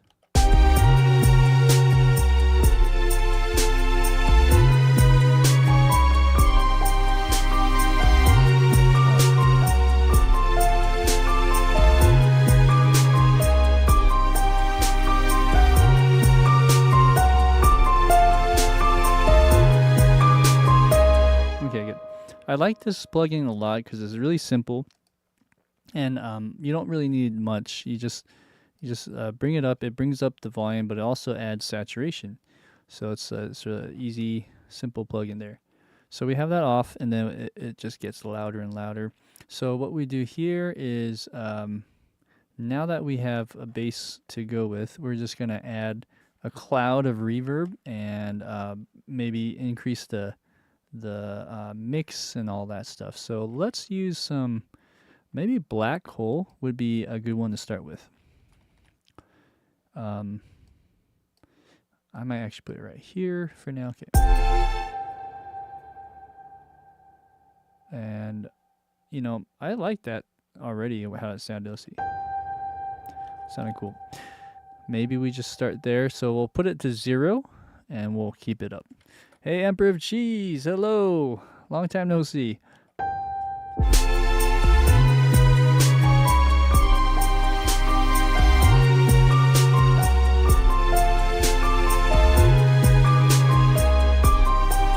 Okay, so this is where you really have to get that all of this right. This is just one level though, so it doesn't have to be extreme yet.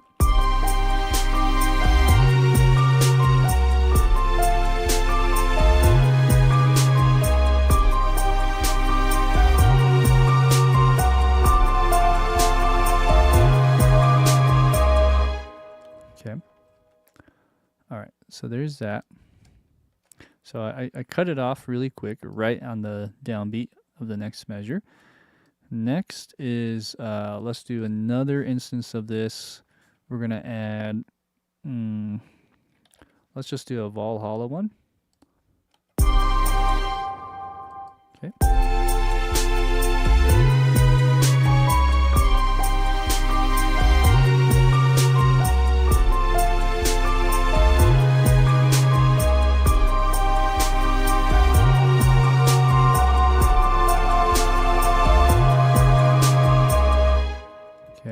And something like that. That might be too extreme, but that's the idea. So yeah, let's see. Let's just bring this down a bit.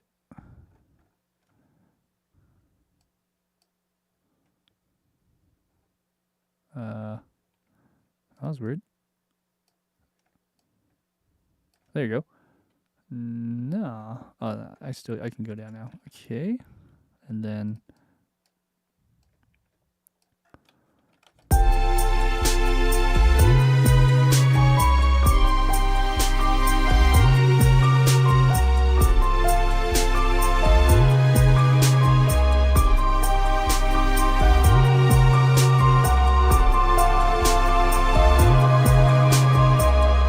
Okay, good. And then I'll just do another instance of this. Dee-doo-doo-doo-doo-doo. So let's take that and let's take it over here.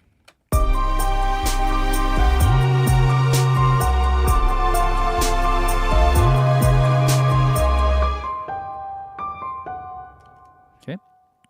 And as we play this one, there's a calmness effect. We need the original chords here, which is right on this part. I'll just copy and paste.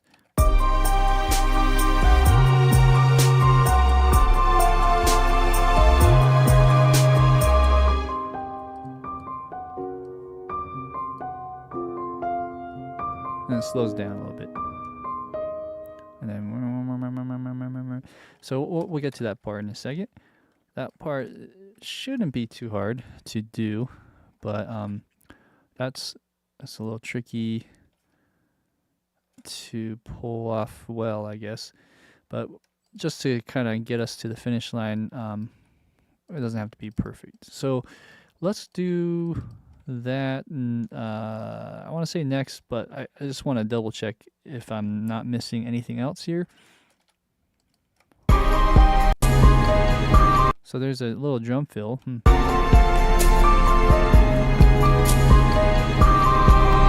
Oh, actually, that's the bass.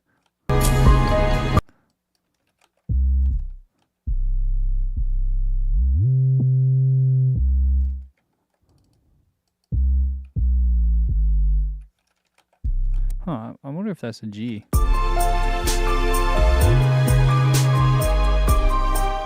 See again?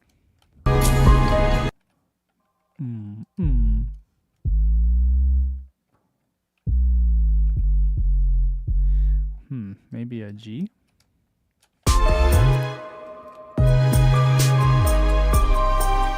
Oh, okay. I wonder if I got that part wrong. Let me just double check here.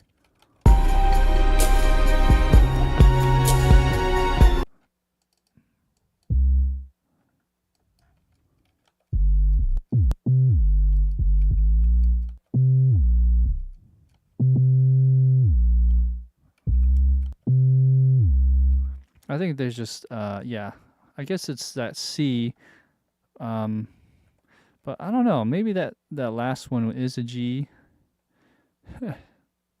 Let's just do that. Okay, so if that's the case, maybe we take some of this and let's just delete all these guys. And we're going to go like that.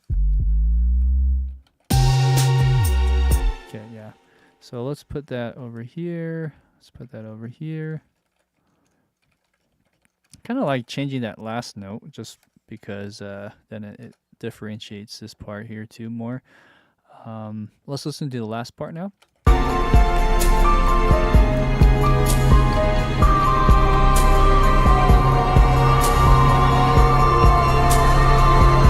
Okay, so there's a riser thing that's happening. You know, I'm hearing that, so I take it back. I'm going to just keep it as is, and then let's delete this and get that correct as well. Okay, so there's all this. Last thing then is just adding some kind of washy reverb, reverse riser, I mean.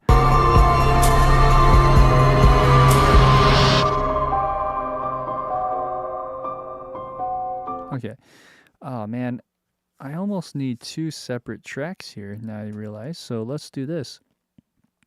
So this one is the... that's interesting. Okay, well, let's call this one the ending. Yeah, I think we can do this. So I just need to delete all these guys. And what I need to do for the other side is delete the ending, like that. And then that way, this washes over. We actually don't want this cutoff thing. So, I mean, we could do something like this.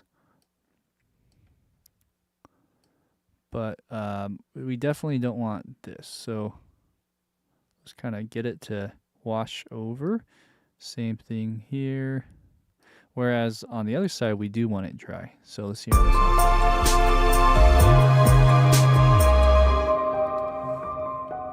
Ah, that sounds better. So then here we just need this a little bit louder. Oops.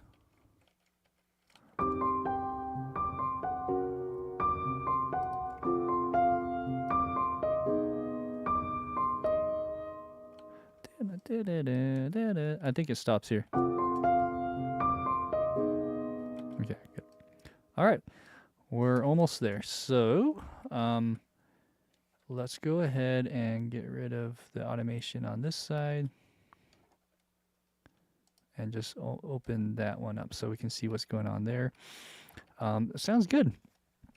I'm really digging this sound. It's a really cool sound. So the last thing then is let's hear if there's a bass drum or anything bass in this part with the original.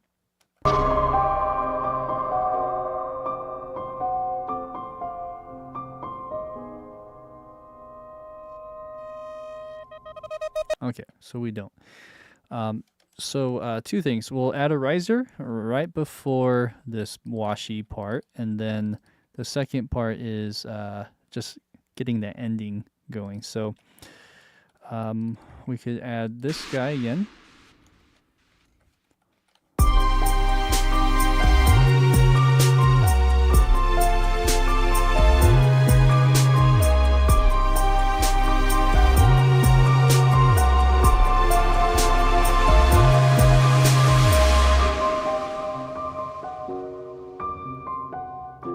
Something like that would be really cool.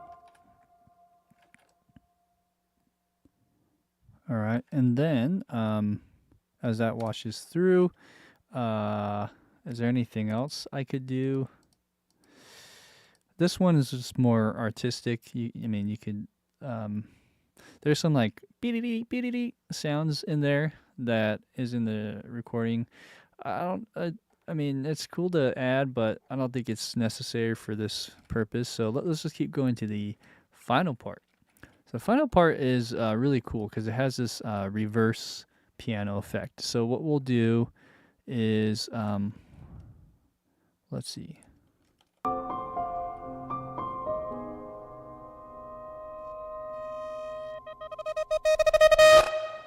Bum.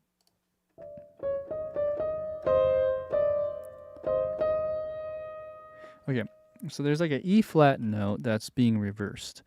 So for one, let's see, we can do this. Interesting. What if I take it onto this note instead, and let's just put some reverb in there manually. Oh, this is saturation. Let's put some reverb and then this reverb as well. And then it's an E flat.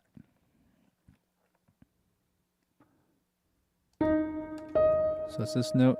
We want to hit it hard. Okay, and let's just keep that ringing for a bit. About, let's see, 3 beats. 6 beats, something like that. Maybe 7 beats worth. Let's say 8 beats worth. That'll be easy. So 8 beats worth. I'm going to go ahead and render this track, and then we're going to reverse it. And then we'll do something similar where we add a bunch of, well, actually, I don't know if we need to add reverb here. It's baked in. So let's just hear how that would sound.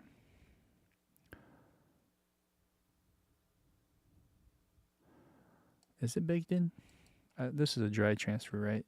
That's probably, yeah, that's gonna work. Okay.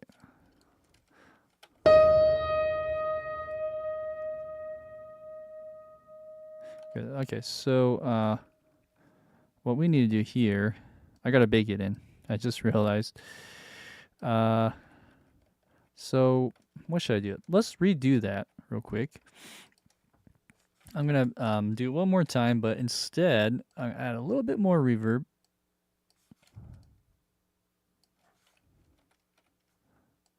Okay. Ooh, that's nice. So that a little more reverb. Okay, do it again. But this time, we're going to do a complete signal path render. It has to be baked in, guys, or else this won't work. So what we're going to do is reverse this.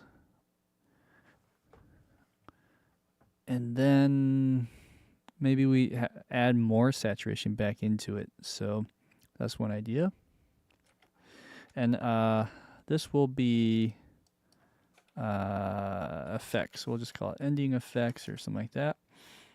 This will go over here. Let's reverse this guy. Okay. Let's change the color so we can see this better. Let's call it orange. Orange is good. Okay, and I'm just kind of tying it with the original recording somewhere around here. And then we're going to add our own reverb back into it. So we need to add something like this. Okay. We also probably want to add our own saturation back in. We could do something else. Decapitator would be good for this one. Okay. We'll add a little bit of that in there for now. Okay. Good. Let's see how we do. Put the volume down a little bit.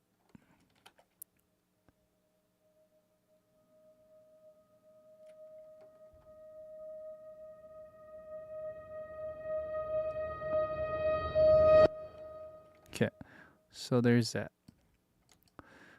What you're hearing here is it's doing some kind of cutoff. Dun, dun, dun, dun, dun, dun. There's a lot of ways to achieve that. You could use a gate and trigger it with a MIDI. You could chop it up manually, which is probably what I'll do.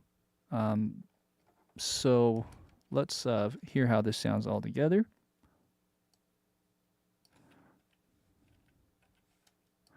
So the last note is right here.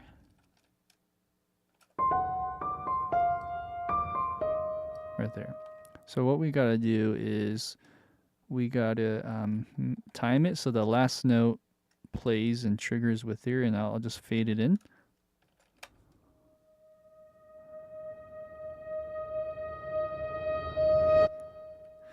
Okay, and then on top of that, we're going to automate it with some other things, just like what we did before, but I'm using a different plugin for this one.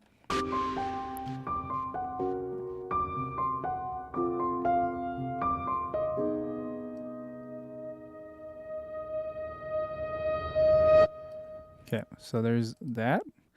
You can even bring up the volume too, per se, but that's fine. So I think that works really well. Maybe there's some other things we could do effect-wise. We could add a little bit of distortion as well. I mean, that the decapitator is a little bit of distortion, but we can do more, I guess, is the thing here. So the one that might work easily is, it's called Devil Lock. Excuse me. It's another sound noise. Let's see. I'm just going to play around with this.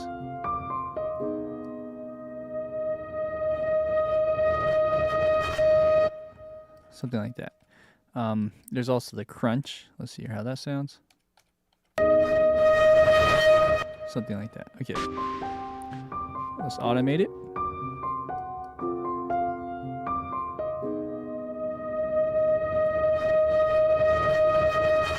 That's too much. Let's try again.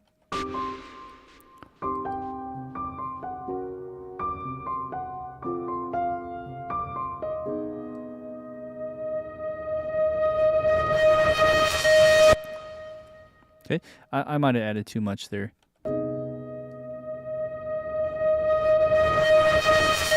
Okay, all right, that's fine. Where it's at, and then the last thing is to add the just the choppiness of it. I'm gonna also dial down the mix a little bit.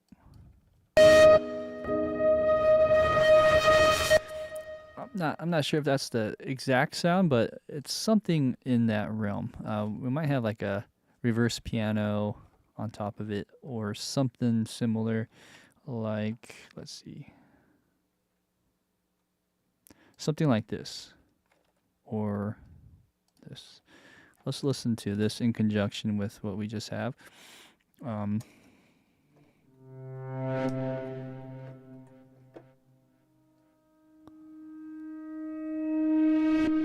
Something like that.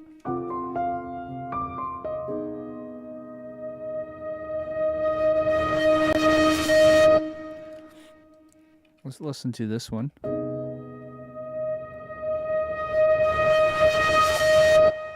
I'm not sure if that did anything, but this one I heard something. So that's kind of fun too, to add to the mix. So, all right, now we're going to chop it up. This one's a little weird. I'm going to use this as a guide and cheat a little bit. Normally, you would just kind of do your own thing. You know, if this is the original track I wrote, you would be experimenting a lot with this. So I'm kind of making it, I'm doing the easy way out just by copying where these notes are, and we get exact, but you know, it's no replacement for the real thing of making your own sound. Okay, but let's see if that works. I'm just gonna, I can mute it. I think I'll mute it. So, oh, I missed one. There you go. So it's like every other one. This one's kind of off. Oh, there's another one here. So somehow I got that mixed up. Hello. What's going on here?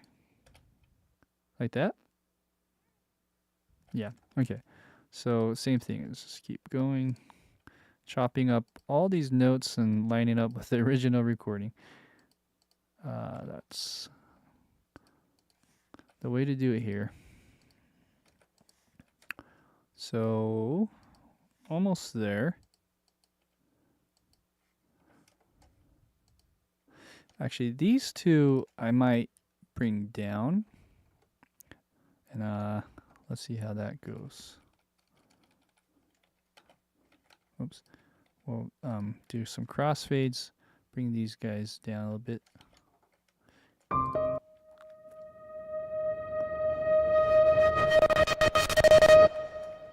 That's the sound. Now, in order to get rid of those clicks, all you need to do is highlight all the notes that are actually being heard. Okay, there you go.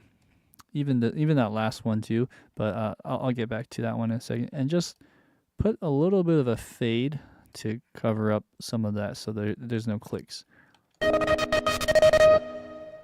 Okay, and as that happens, then it works out pretty well. There's one other thing I'll do. I'm gonna automate the fader itself.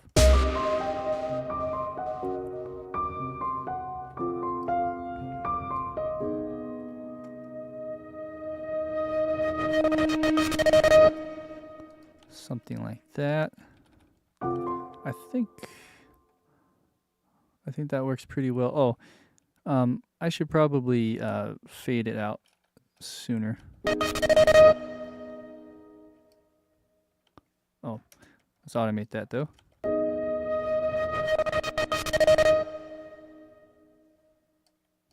There you go. Okay, so delete that, and I think we got it. Let's just do some quick cleanup, and I think we're on our merry way here. By the way, I won't be streaming next week because, of course, it's Thanksgiving here. So As far as plans for our next stream, just plan on the week after that. And then, there's more holiday fun. So we won't be doing every week for the holidays. Speaking of holidays, there is a new album that I'll be releasing with a music library. And I'm really excited for getting that one out. This is a Christmas album, basically. And it's I would say it's some of my best work, or the work that I'm most proud of, being able to compose and at a certain level of where I'd like it to be. So when that time comes, I'll let you guys know. I'll announce it on my YouTube channel, on my social media and stuff. But yeah, that I would appreciate it if you guys can give it a listen whenever that comes out. So I think we're good here. I'm going to go ahead and delete that, and let's go back. Let's open up this this file here and bring myself down here. I think we're good to go, right? All right, let's try. Let's go from the top.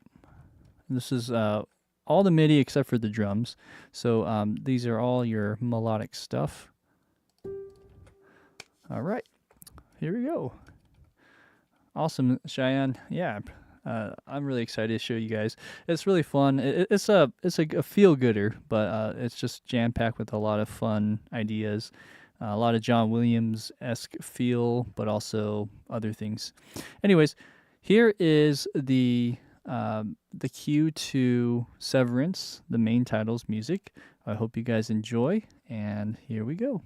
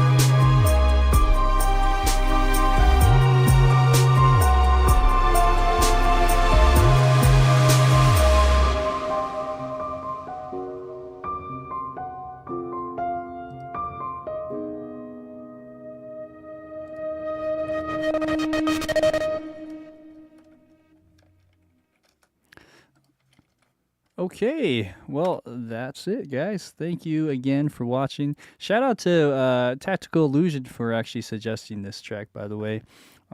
It's a great piece, and it was actually pretty challenging to put together in this time, with the amount of time, but it was a lot of fun. There are a few things that I probably will tweak, and then I'll probably also release a little Dawcast YouTube video as well for this. So thanks again for watching, all of you guys who are here, and for anyone else that are watching later on in the future. You can always watch these streams at a different time once they're posted up online. But as far as suggestions for the future, if you guys have any, let me know. All right, well, until then, have a great, happy Thanksgiving, and we'll see you in about 2 weeks. Take care.